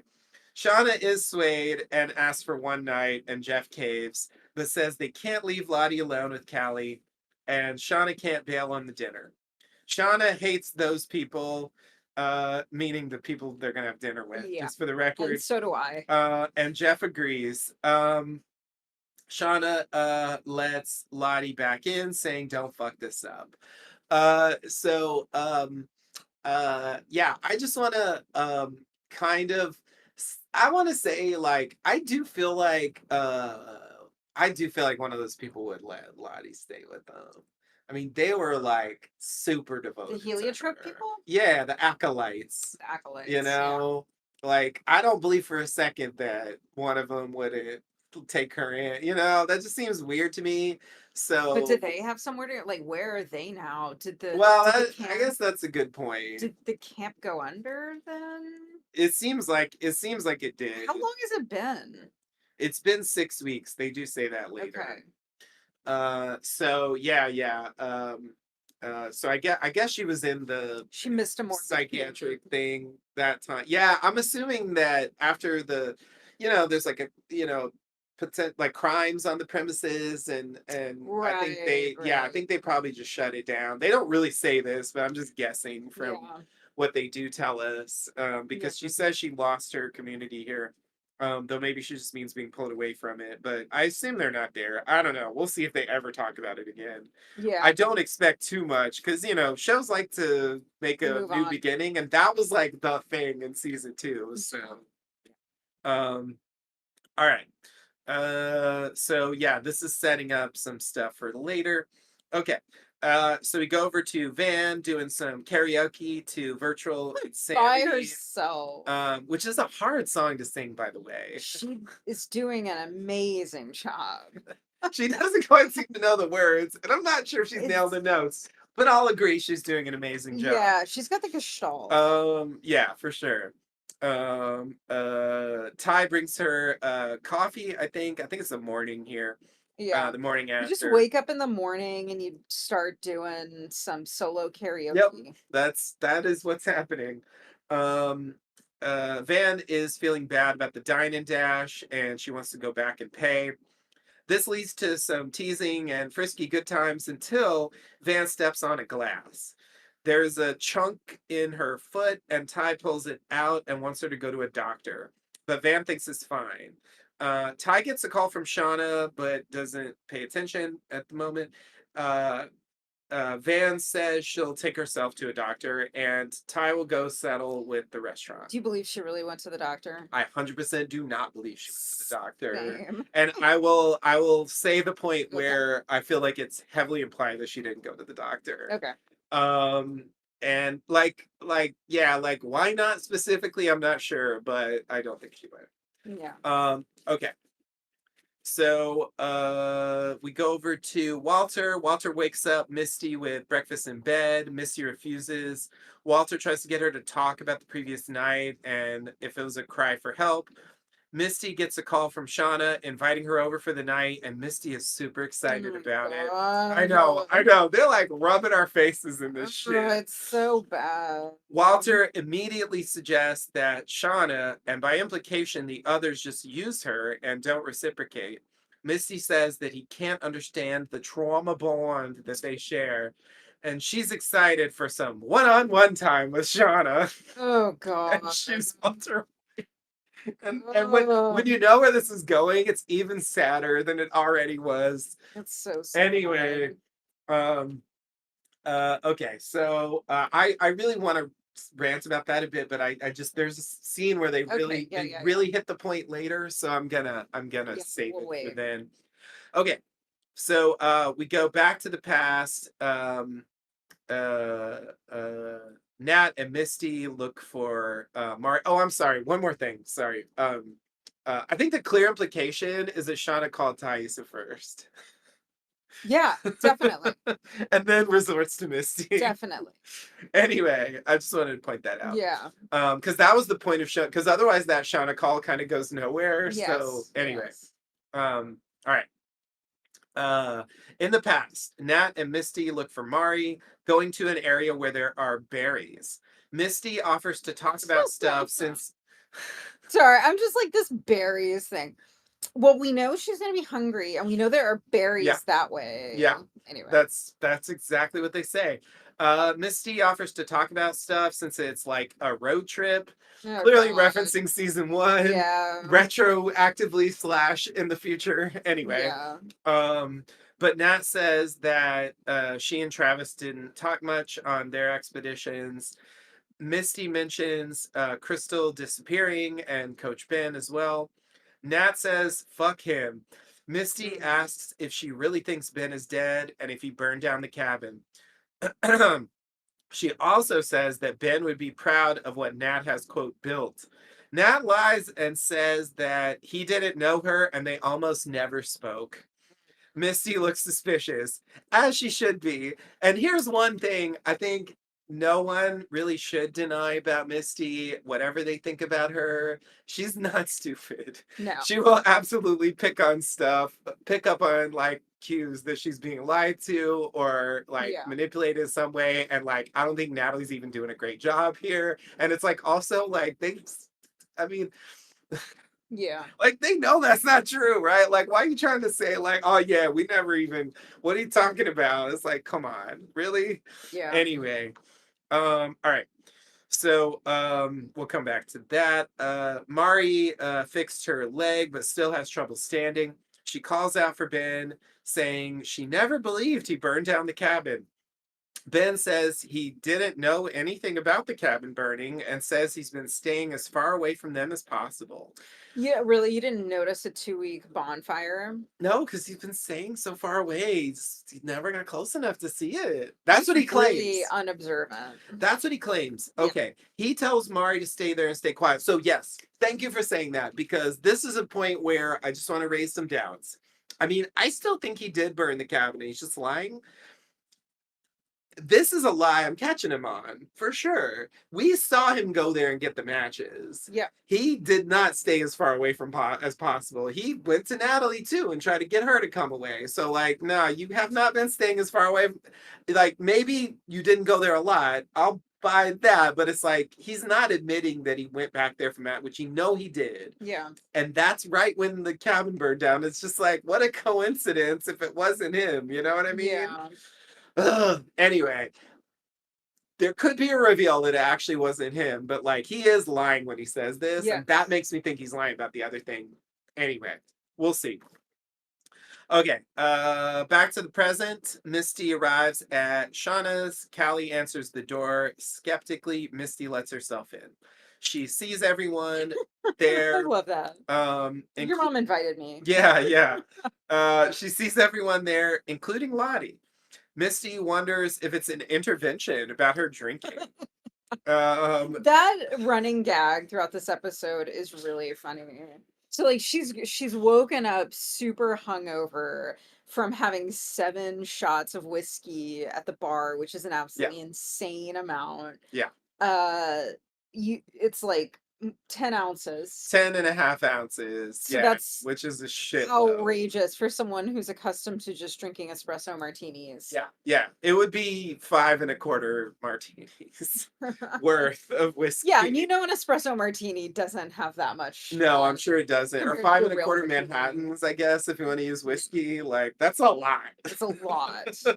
I mean, Anyhow, so that's like she wakes up really hungover, but then she gets the spring in her step immediately when she gets the call from Sean. she waves off Walter trying to be nice and Yeah, trying to like bring her shit to help her recover. yeah. And she's like, and Shauna calling her to use her for shit again. And she jumps up for it. It's just It's so so, sad. so sad.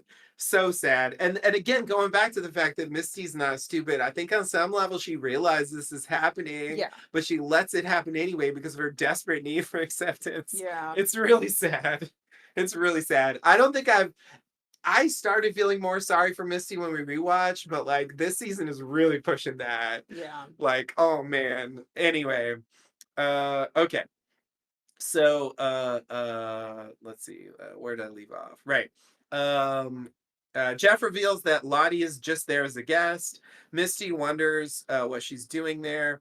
Um Jeff offers to show Lottie the linens as Shauna explains to Misty that she is yeah, Misty wonders what she herself is doing there, just to Right, clarify. right. Um not what Lottie's doing there because they just said that. Okay, sorry. Shauna explains to Misty that she's a babysitter and is in charge of keeping Lottie away from Callie. That is her one job. And honestly, she really tries to do it. She Um, tries, yeah. she But gets it. no one can best Callie. Well, apparently not. She's not suspicious enough of Callie for sure. Shauna and Jeff leave as Shauna thanks Misty for being a lifesaver. Misty takes in what's happening. Yeah. Oh, was Walter right? I think he was. Anyway, so then we go back to the past. Misty explains something about um her like her and Ben, her relationship with Ben, like somehow helping with Natalie and Travis. I don't really understand what the point of this was, but she claims this as Natalie sees one of Ben's traps. She seems to realize what it is and turns around, validating what was saying, and then she tries to steer Misty in a different direction. Misty sees the trap, but Nat says that Mari couldn't have set that up. It's probably one of ours and tries to lead her a different way again. Misty is skeptical, very rightfully. Yes. Yeah, so I guess since like this comes up a few times, but like there's no like one big scene about this. Uh I'll just say that you know, um I suspected that after the end of season 2, because you know, Ben tells her where he is basically. I mean, at Yeah. least he describes the kind of place he's Yeah. going Yeah. to, and offers to take her, you know, and they all think he burned the cabin. I think Natalie also thinks that, although she's, you know, sort of like, it's unclear. It's a bit ambiguous because of the way she's behaving here. I'm not 100% sure if she does believe that or not. But anyway, I thought she was gonna be like the first to like rat him out and like they would go hunt his ass down, you know. But of course they're less desperate now, so that's part of it, I think. But maybe there's also this residual loyalty to Ben that I didn't really expect, I guess, Yeah. Yeah. after I what mean, I think happened. that yeah, it's interesting. She that scene, the last scene that we see with the two of them together, Hmm.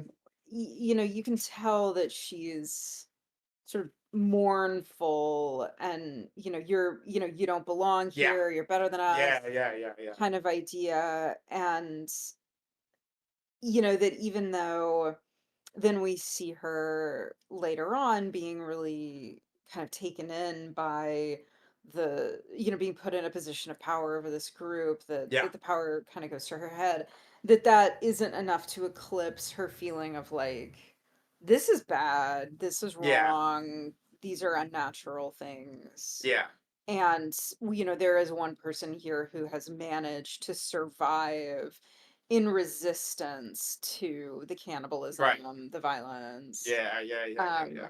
because I mean that's undeniable. Like he survived this. Yeah, So it's true. that means they probably could have survived without killing and eating Javi too. Yeah, yeah, Like he doesn't even eat Jackie. Yeah, Jackie. you're right. Yeah. I don't know what he's eating, but Yeah, I mean, they show him setting these traps, so I feel like it's like well, suggesting now he's setting these traps, but in the winter, I in the don't know. previous Yeah, period. like Yeah, how he made it through season yeah, 2. yeah, yeah, yeah. No, I agree. They don't really say, and yeah, maybe that's one of those. Keep it off screen, then we don't have to explain it. Yeah, But there were all those bones down there, and like the issue of how Javi survived. He was there yeah, months. yeah. So it's like, Yeah, well, we're gonna get more information about that cave for yeah, sure. yeah. But yeah, Yeah, there's definitely unanswered questions there, and so yeah, maybe somehow through this plot with Mari and stuff, yeah. like the more clarity on what Ben has been doing Yeah, will I mean, by the end come of to this light. episode, Mari is down in his cave, and well, we'll get to that. Yeah, yeah, yeah, yeah. Okay, so then we go back to the present. Callie looks at the tape, just the physical tape. Of Uh-huh. course, she's not watching it. We don't get to see it. Lottie comes in, but then Misty charges in and tries to get Callie on homework and Lottie away to alphabetize the pantry. Yeah, Lottie's got that glint in her eye. Yeah, We remember how she reacted to the appearance of Callie in the wilderness clearing in the end of last season, yeah, where she's like, yeah, your daughter, she's so powerful. yeah, yeah, Like, yeah. she's got her sights on She's Callie. got some fixation on Callie that, yeah, it feels She's sort gonna start making her mushroom it, tea and yeah, that's taking what I her was into the gonna woods to say. hear the trees It scream. feels in line with what she's doing with Travis in the past. And Yes. and yeah, it's like I didn't really know what to make of that moment, but yeah, no, going into this. Yeah, she has this little hesitation, but she does leave at this point. We will come back to that. Okay. Back in the past, Van and Ty call for Mari. Ty says if Mari's dead, it's gonna look bad for Natalie's leadership. But and mentions that she also didn't want anyone looking for Coach Ben. Van says she never wanted to believe that he did it, meaning burn the cabin. I'm pretty sure that's what she means. Yeah. Ty says, who else could it have been? Which Yeah. I agree. Van wonders if Ty thinks that she would be a better leader, meaning Tyson herself. Just to Right. Right. clarify, Like Thais is jealous, yeah, basically. yeah, yeah, yeah, yeah. Back to that old Thais ambition. Ty is sure, but Van isn't so sure. She says this place is messy and it doesn't want to be governed. And it's like, well, I just resigned when I got elected, so maybe I don't want to govern anything. Like Anyway. this, like the great state of New Jersey. This place is messy and doesn't want to be governed. Oh, that's the joke. Thank you. Okay. They're interrupted by Travis yelling. So then we go over to Travis and Lottie. Lottie yells back. He says, they're coming. He doesn't want to see them. He says, it's trying to get inside me and freaks out. Lottie says, it doesn't want to hurt you. Finally, he lashes out and pins Lottie to the ground by the throat, saying, what are you doing, Lottie? Van and Ty pull him off. Lottie knocks Ty back and wants Travis to hear it.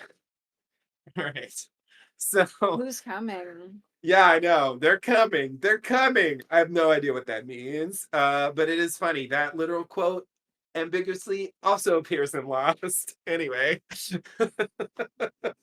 I just have to say it. It Yeah. feels like this is like the lostiest pair of episodes since the pilot. All right.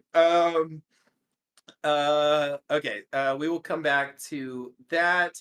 But oh yeah, yeah, this line about Van says that Natalie never wanted to believe that he did it. Like this makes me think maybe she doesn't believe he did it. Yeah, I could believe that she is just in denial about it. I mean, based on their Yeah. interactions, that she can't accept the possibility that he would do it. Yeah. So is it gonna It is pretty lead extreme. to like if she's convinced herself, like she's towing the party line, but like if she's convinced herself that he didn't actually do it, will this lead to a reversal or you know, like a shift in the dynamic if she discovers that he actually did do it. I'm just planning that in the, you know, I just want to Yeah, say I because mean, if she, yeah, I feel like that's a possible path going forward yeah, here. I agree. Um, or she even believes he did it, you know, but it's not necessarily true. I don't know. Like, there's various ways. Yeah, if she believe, right. Like, I she mean, changes her mind, but she's wrong. Anyway, if she yeah, if she believes that he did it, but believes that they deserved it, or yeah, that he had, he was in the right for doing it. yeah, I mean, not, yeah, anyway. yeah, yeah. It could go that way too. There's also, oh, that's the other thing I wanted to say about this scene because I think, yeah, like this is setting up the idea that there might be some competition for the Antler Queen position. Like maybe Natalie's throne is not so well assured, and we might have some Game of Thrones happening here. Yeah, I mean, it could be the just the fact that she's concealing Ben's existence We'll get her leads to that deposed. downfall. Yeah, Yeah, yeah. I think that is totally possible. And that weird thing with Shauna at the end, like, why wasn't it me? You know, at the end of season two, like, yeah, now it's sort of like this felt like it was following up on that idea. yeah, You know, that there was like some uncertain, like everyone wasn't so sure as Lottie was that, like, oh yeah, it should be Natalie for sure. yeah. Okay. So back in the present, Ty is back at the restaurant to pay them back. She tries to pay in cash, but they're a cashless restaurant. Ty gets a card out, but still seems to prefer paying cash. The hostess leaves to find out how to ring it up. Ty grabs a matchbook that says Padam on it, meaning no soul, I think. Yeah, um, that's like that's the name of the place. Like that's a weird name. Anyway, either then that or it means step of the soul. yeah, it could mean step of the soul. That's true. Is it Il n'y a pas d'âme or is it on fait un pas d'âme?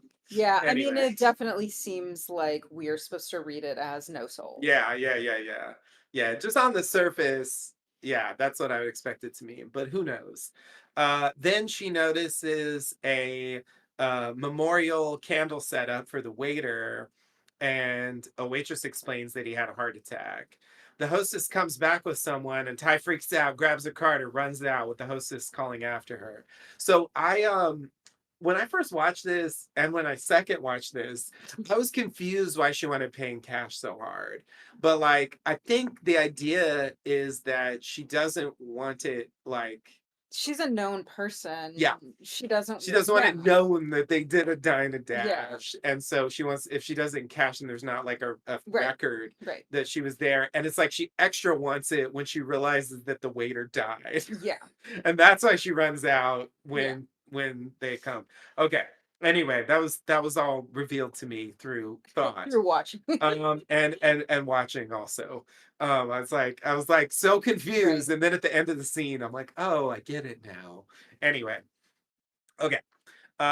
Misty is alphabetizing the pantry. Lottie is there too, not particularly participating.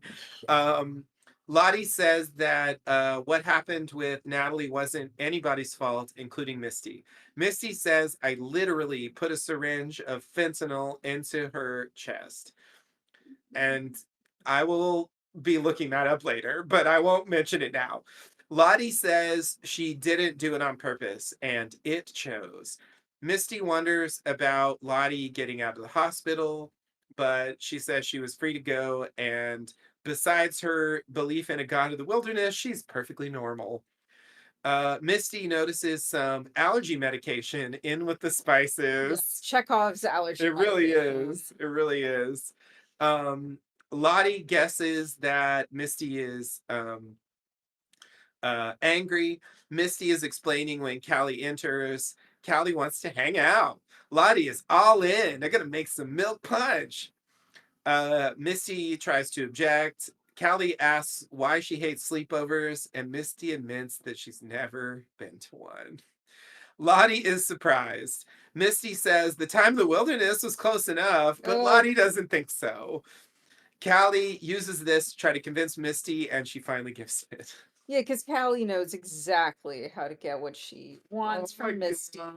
Oh my god. Yeah, it's like Callie's just like getting right in there like the others. Like, let's just use Misty some more, Yeah. manipulate her, use what her weaknesses against. Oh, that's just so awful. Anyway, all right.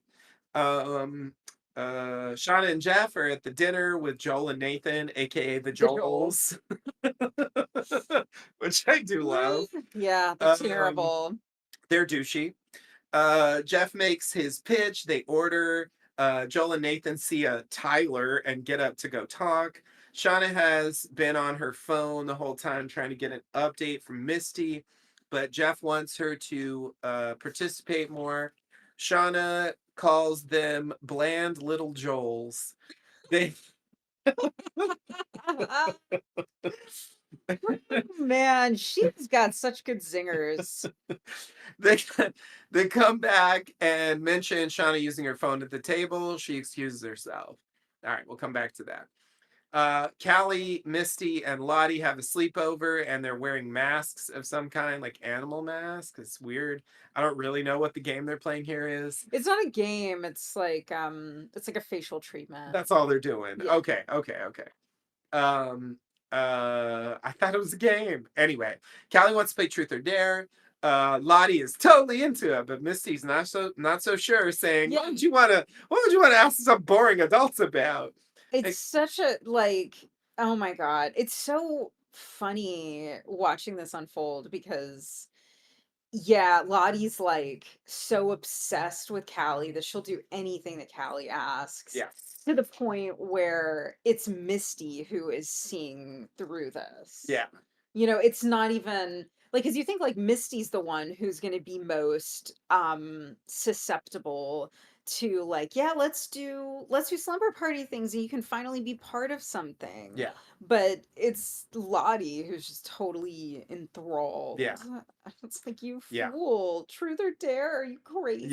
yeah, yeah, yeah. I mean, Misty clearly realizes like where this can go, Immediately. and it's like, okay, no, no, no, no, no. Like, why don't you want to hear anything from us boring adults? And Kelly says your body count's a bit high to claim to be boring, Yeah.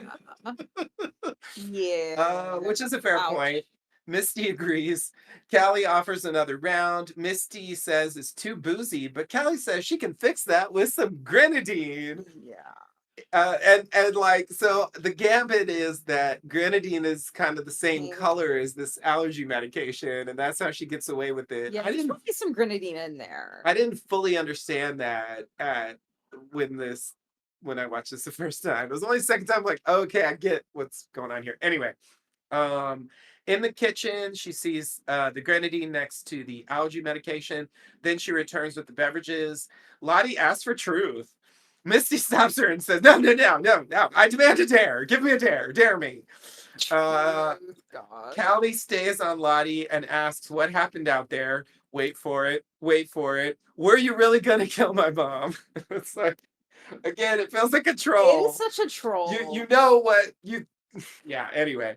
All right. Lottie says she just wanted to offer it what it needed.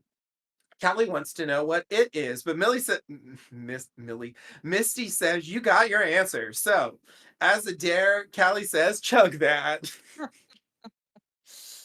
Oh Yeah. Things are God. going exactly according to Oh plan. God. After a bit, she does. Misty asks for no more it talk. Misty asks No more it talk. Misty asks what Callie did to get her in trouble. Callie explains that some girls said they have survived by eating each other. Misty acts incredulous. Lottie says people have been telling that story since they got back. Callie wants to know. Lottie doesn't really answer, but says that Callie understands better than anyone who didn't go through it, and that it wasn't at all like people say. Misty thunks out on the couch, and Lottie wonders why Callie isn't surprised. Yeah. um, Uh-huh. so this is actually this is where I want to kind of butt in because even Lottie here is being cagey. Yes. She isn't fully say she's saying, they don't understand, but she isn't fully acknowledging that, yeah, we fucking ate people out there. Like Yeah. she wasn't going right there like Van did Right. earlier. Right. She's keeping it like they did back in the day, where it's like, oh, it was hard, no one can understand, Right. blah, blah, blah. And then this weird thing like, oh, you understand better than anyone who didn't go through it. And I'm like, really? Why? Like I don't understand what that means.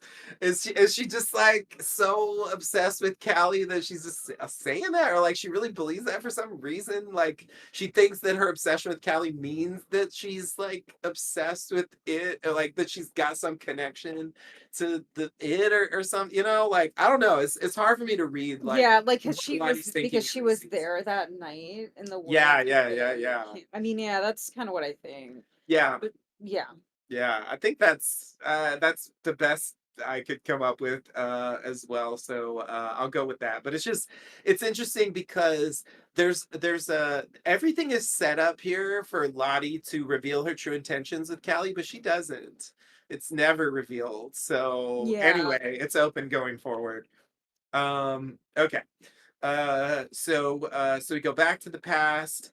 Um, Ben throws Mari a rope and lowers the ladder into the pit so she can climb out. She does. As she's recovering, he trips her and ties her up. He says he can't let her go back since she's seen him. Mari says, if you didn't burn the cabin, then what's the problem? But he says the truth wouldn't matter to that mob. And he says they killed and ate Javi and he would be next. He tells her to stand up. She does. Ben says he doesn't want to hurt her. He blindfolds her and says he needs time to think. He gives her a crutch and directs her away from there on the rope. Okay. So we'll come back to that later. Again, Ben, he's like, what's his name in the Bible? He's denying it many times here. Like, all right, Ben, you really didn't do it. You really didn't do it. We'll see. All right. So we go back to the present. Ty sees someone preaching in Spanish and goes through to some kind of like patio altar, and she throws the matchbook, the Padam matchbook that she took in a candle, and it burns. Like this is actually one of the weirdest moments in these two episodes to me because there's no dialogue, so I don't 100% know what she's thinking. It's like, is she doing like some kind of ritual atonement for this waiter who died? Like, is that what it's supposed to be? Like, like Yeah, I think it my interpretation of the scene was that we're initially invited to think that she is feeling bad about the waiter, that yeah, it's sort yeah, of an yeah. atonement. But then she's actually just destroying the matchbox from that she picked up Oh, in it's the just fight. evidence. Yeah, But the way she evidently destroys it guilt seems like it's trip for meaningful her. because she could have just thrown it in the trash. Yeah, I guess, but that wouldn't be dramatic. Well, sure, sure. But it's just, I don't know. It seemed like there was significance. But yeah, maybe I'm Yeah, wrong. Maybe it's what you're saying. I don't really know.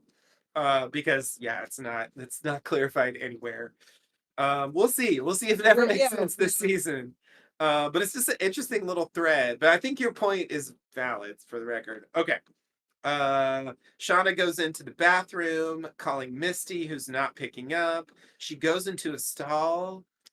The bathroom door opens. You notice how my voice changes when we get these moments, because like they're like the weird horror parts of these episodes. I don't know what to do with yeah, these scenes. The bathroom door opens and someone walks in. Shauna sees a shadow.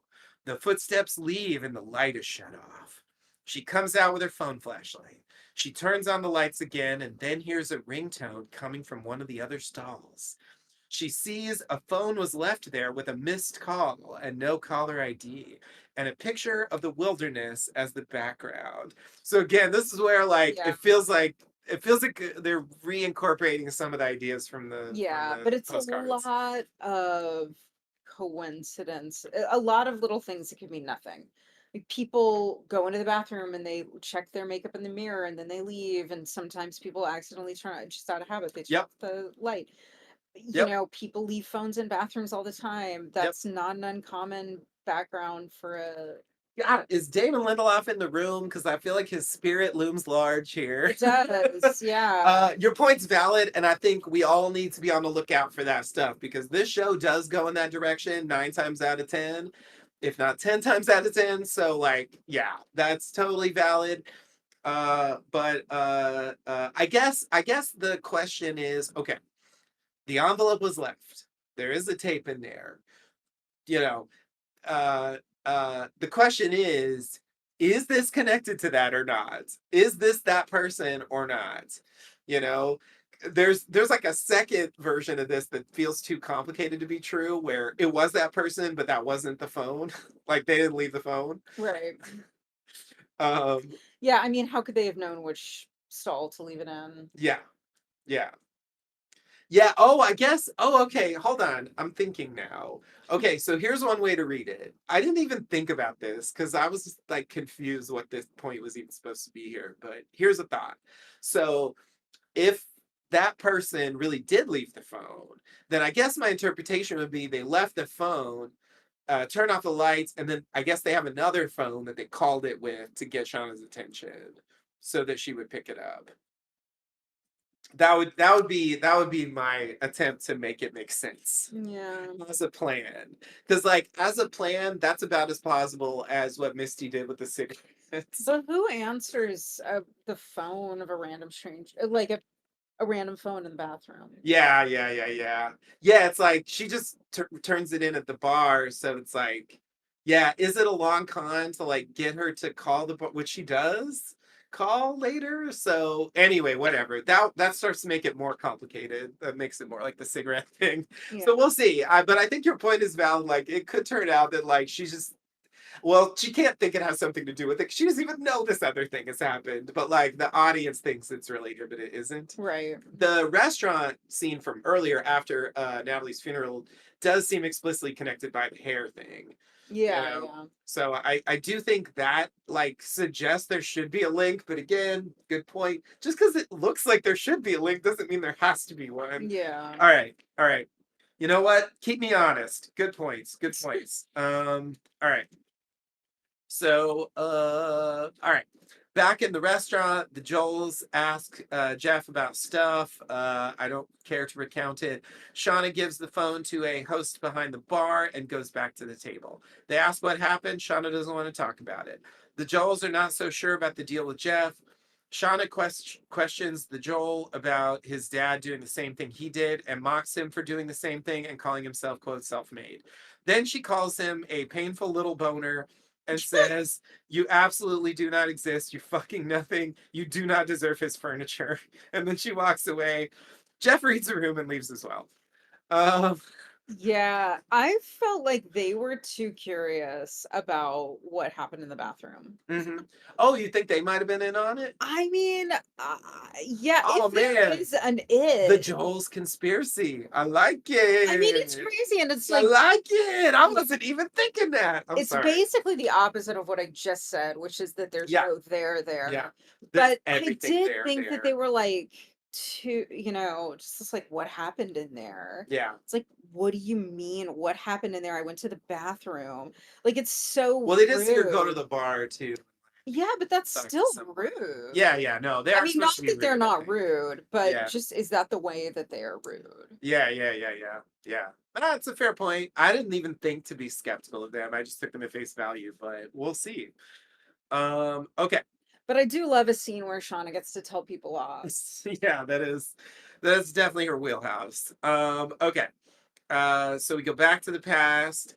Akila comes over to Travis with Oh, Mortimer the duck. do you want to hold Mortimer? Mortimer the duck gets Yes. MVP for most adorable animal in these two episodes Yeah. by far, and probably in the show so far. Very calm. So calm. And offers to let him hold Mortimer. Travis takes the duck and holds it tight. It does He seem to help. needs, yeah, he It really needs seems to Mortimer help. so bad. Um, He's in really bad shape. he's clearly like, yeah, he's clearly in a place where, and actually, yeah, let me continue. Lottie comes over again, holding a cup. Travis regrets trying to hurt Lottie, but Lottie wants Travis to connect with it to understand what it wants from us to make it happy. Travis says it didn't want him, and someone else is closer to it. It's why the animals trust her, meaning Aquila. Lottie is skeptical but walks away for now. So yeah, this is a point where I think Travis is lying. I think he's doing this to just try to get Lottie off him. Just like, okay, Yeah. maybe if I just tell her like the wilderness told me it was tequila, like he'll Yeah. just fucking leave me alone. And Yeah, so now that Natalie is in charge of the whole camp, she doesn't have the bandwidth or the interest to pay close enough attention to see uh what Lottie's actions are doing yeah, to Travis. yeah, You yeah, yeah. know, there were He has no scenes with Travis in yeah, these 2 episodes, which is kind of crazy. yeah, and it's kind of, that's fine if they don't want to retread that. It's just pretty noticeable, I think, that no one is paying attention Yeah, to what is happening to Travis, and Lottie is just running him yeah, into the ground. And yeah, like Aquila realizes that he needs this emotional support, Mortimer. yeah, But yeah. yeah, Nobody's yeah, calling Lottie out. Nobody's worshiping Lottie anymore. She's just yeah, like doing her own thing, just passing under everybody's radar. yeah, yeah, totally. Yeah, and in that regard, like I think it's unfortunate that he sends Lottie over to Aquila after she just did this nice thing for him. It is, It's yeah. like really, even though his argument's actually plausible because Lottie had that thing with the bear, so it feels like you could sort of draw a line there that like, oh, maybe the animal thing like is some kind of hint, like, Yeah, and if he thinks that the reason he's having a negative experience with all of this is that he's not what mm-hmm, the wilderness wants, then maybe he doesn't think that it would be as bad for Aquila. Like if Aquila's the yeah, right one, right, then she won't be hearing the screaming or right. whatever. Right. But I I don't don't believe that it know. really told him that. I mean, he might No. think that, but I think he's just saying this to get Yeah. Lottie off his back. Like, please, can I not drink mushroom hallucinatory shit for another fucking day? Like, Yeah. I Jesus. don't know why he doesn't stand up for himself more forcefully. Yeah, yeah, yeah. It's weird. It's weird. But at this point, it does seem like he's been so traumatized by those experiences that he doesn't have but yeah, Yeah. it does seem like he should have stood up for himself earlier. I don't know. It's weird. Yeah. Yeah, he's in a weird place this season. It's an odd bit. Okay. So then we go over to Misty and Natalie. They arrive back at the camp without Mari. Misty goes to Shauna and tells her that Natalie knows where Ben is. Yeah. Shauna tells her not to tell anyone else, and Misty agrees. And Shauna's like, she does this like zipper thing, and Shauna makes this like sarcastic like face, and it's just like, God, Misty is doing. Yeah. It's like, oh my God, over and over again. It's so, Yeah. she's trying to be helpful and like offering real information. And like, Shauna does actually want to hear this. And like, it's like, and she's still like, fuck you, Misty. It's Yeah. just like, Jesus It's Christ. always the answer. Fuck you, Miss. I know, seriously. It's Yeah, yeah, it's sad. it's a lot. Okay, so we go back to the present. Callie and Lottie are watching Repo Divorcees. We actually get a full clip of this. It's so weird. It's like their version of expose, another Lost Oh boy. reference. Like making up a TV show for the TV show. Anyway, they're loving it. They're fucking It's loving it. so funny. Callie is braiding Lottie's hair. Shauna and Jeff arrive back at home. Shauna finds Misty passed out in the kitchen, and she wakes up and throws up on the counter. Um, Yep. Again, making it look like she's a major alcoholic when Yeah. it's like that's not the explanation for Do this. you But have a drinking problem? yeah, exactly. Yeah, it's such a oh man.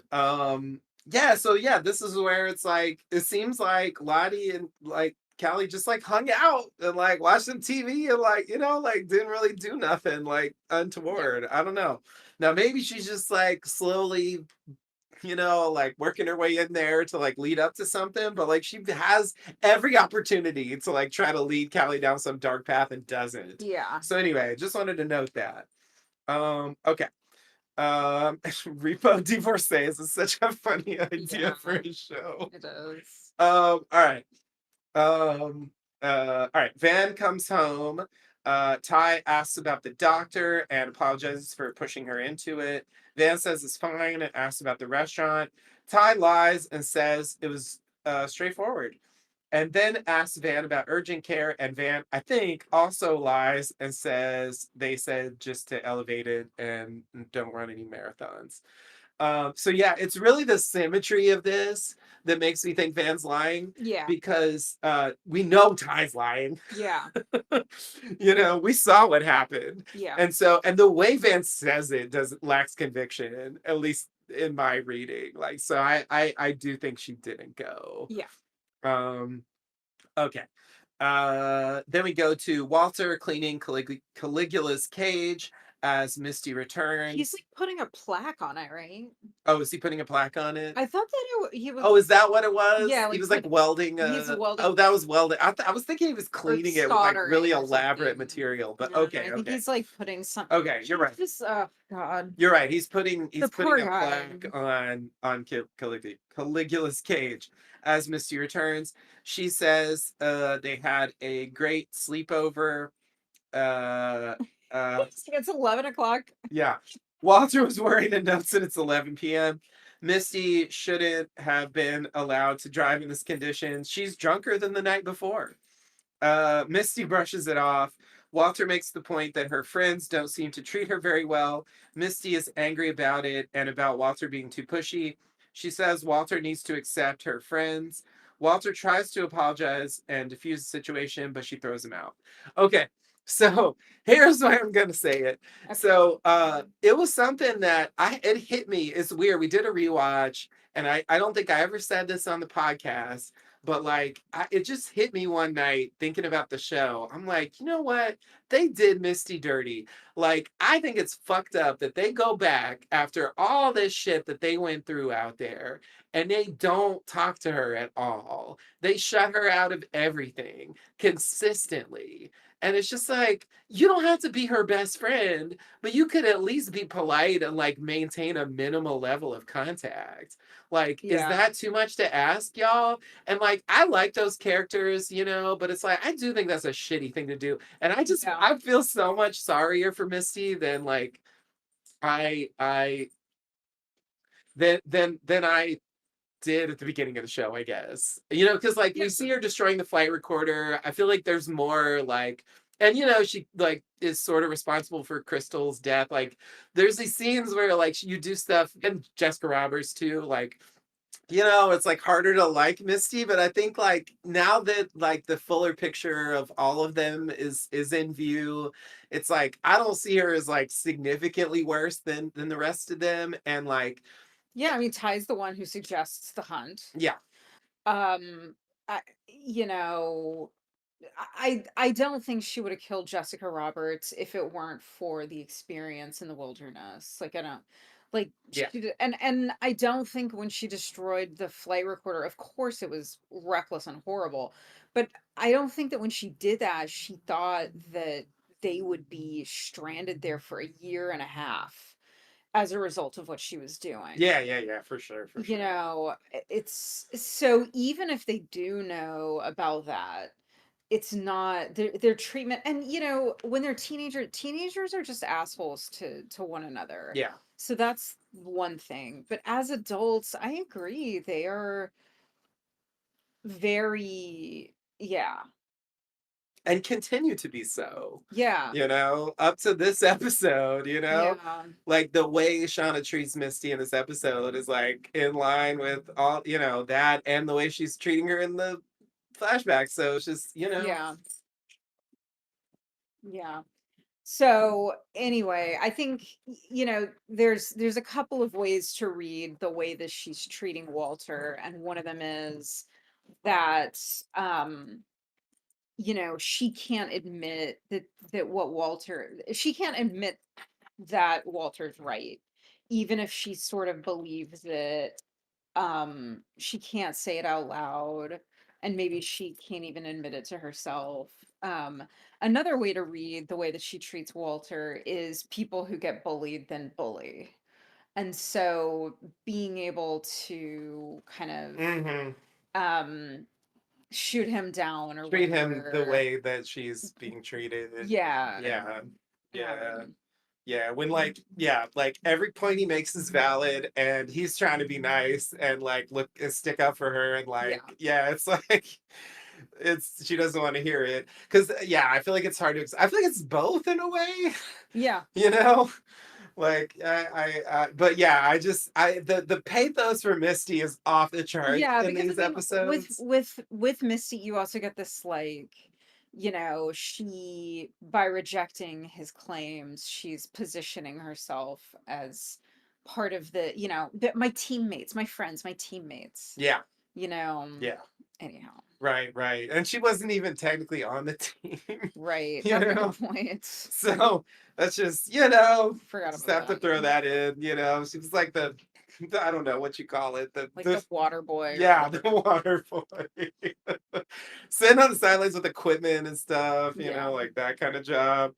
Anyway, yeah, it's like, yeah. Oh, that's the thing I was gonna say about the emergency transmitter. Like, yes, it's a bad thing to do, but it did come from a place that is sympathetic, which is she was getting acceptance, Yeah. so it's like it still connects to that, like Yeah. that's what led her to do that, it's very explicit.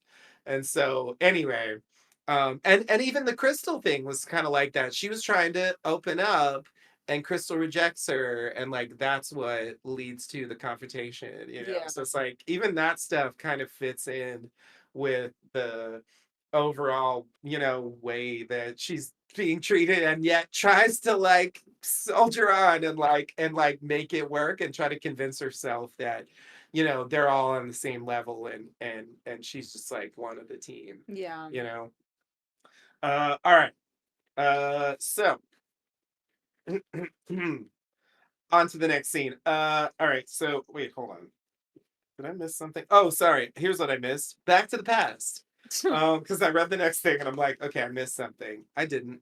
Mari says that oh, they're in the cave, by the way. Yeah. I didn't mention that, but Ben took her to the cave. So this is our first revisiting of the cave from season Hmm. 2. So Mari says that they didn't kill Javi and only ate him because they had to. Then she mentions that they aren't eating people anymore. For now, Mari. For Yeah, now, for Mari. now. Get ready, Mari, because if you make it out of this, I don't know. Anyway, um, Aquila is raising ducks and they've been hunting. Mari says that they will come looking for her. And Mari is saying that she thinks Ben did set the fire, but stops when Ben sets a cup in front of her. It's hot chocolate. He found it. Mari drinks it with relish.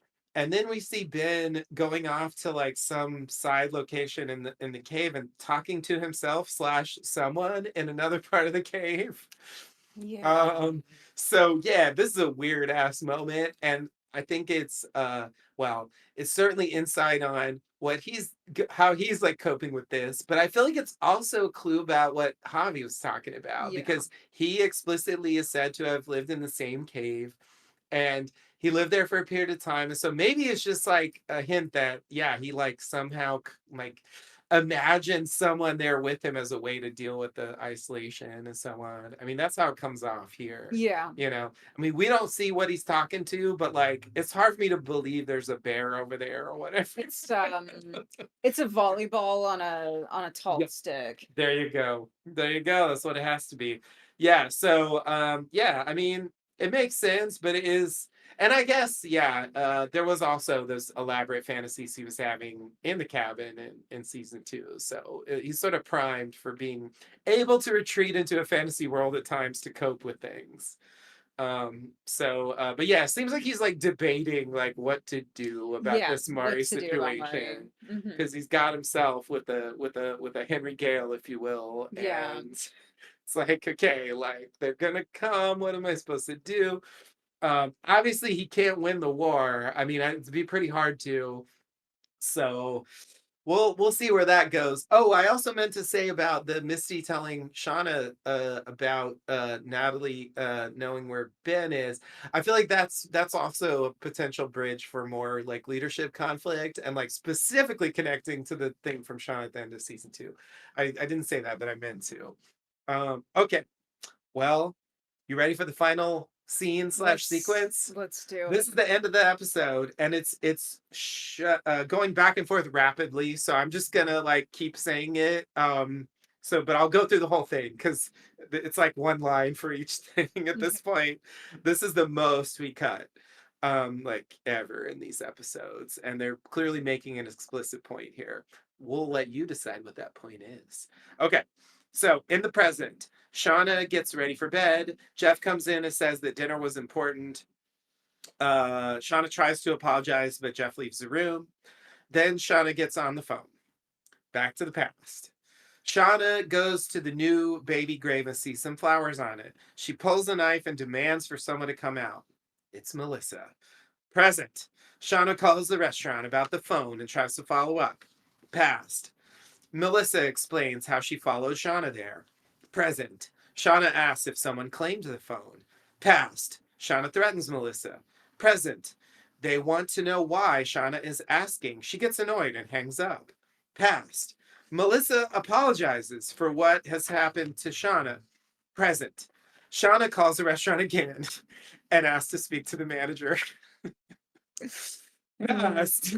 And she specifically does it quietly so that Callie won't hear, validating her point from Yeah, earlier. that she's giving ask for manager Yeah, energy. exactly. I didn't mention that, but Mhm. I thought it was a nice little Yeah. touch that she does this like, can I speak to the manager? Yeah. Anyway, past. Melissa says everyone is afraid of Shauna, but she isn't. Shauna puts a knife to her throat and threatens to kill her if she tells anyone about this, meaning the baby grave, I think. Yeah. Present. Shauna confirms that someone did pick up the phone. Past. Shauna threatens Melissa some more, and Melissa interrupts by kissing her. Present. Shauna asks what she looked like. Past. Shauna kisses her back. Present. Shauna on the phone, maybe getting an answer, but we don't hear what it was. And that's the end of the episode. Thank you. Good night. Welcome to 2025, Yellowjackets, y'all. That was the intrigue no one expected. I've heard a lot of theories. I've heard a lot of here's some questions they have to answer. Do they ever mention um what if Melissa survived and also she had some kind of relationship with Shauna in the wilderness? And I'm like, is this in the journals? Does Jeff know about this? This raises all sorts of questions that like I wasn't thinking about at all. Yeah, this definitely was not a prediction that I had. I did Yeah. not think what would Why come would you out of it. predict this? It would be so weird. It's Yeah. like if you just came up with every possible thing, maybe you'd come up with it. But like, it's like, what? It comes out of nowhere. Of course, when you watch these episodes and you know where they're going, they're clearly setting it up. I didn't notice when we were watching it the first time. When we watch it again, like Yeah. the Shauna The Melissa thing is bonding. being built It is. through Yeah. all of these scenes. And so Yeah. it's clear that they knew they were going there. And the cutting is implying that she was the one in the bathroom. But it's just cutting. Doesn't have to mean that. Yeah. So I'm left to But wonder. if it is her, well, we don't know what's on the video, Yeah. but why draw the symbol? Yeah. It I mean, we can revisit that question once we have a better sense Of what the of the answer is. motivation. Yeah.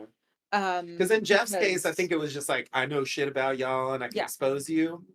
In this case, I'm really not sure. There's no specific threat here. yeah, Yeah. and we hear people, throughout the show, there's various interpretations of what the symbol does and whether it should be feared or used. Like when we saw that Thaisa had drawn it on her wife's hand in the hospital. Right. And we're Right. left to ask, does she think Yeah. this is a protective symbol Yeah. or what?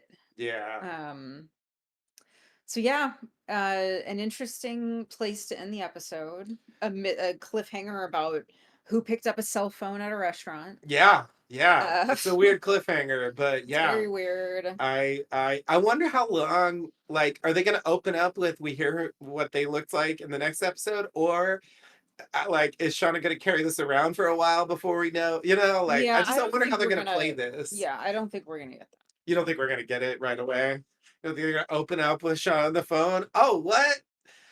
Blonde and like with a backwards ass hat? that. Yeah, I don't think so. All right. Well, we'll see. But if it But happens, we'll be here to talk about we it. will absolutely be here. Next week will probably be a little shorter because we'll just have one episode to talk about. But anyway, that's what it's gonna be for the rest of the season. But yeah, thanks for hanging in there with us. It was good times. And yeah, Yellow Jackets is back, y'all. Oh So man. buckle the fuck up. Yep. And with that, I will say a buzz, Buzz, buzz, buzz, buzz. buzz.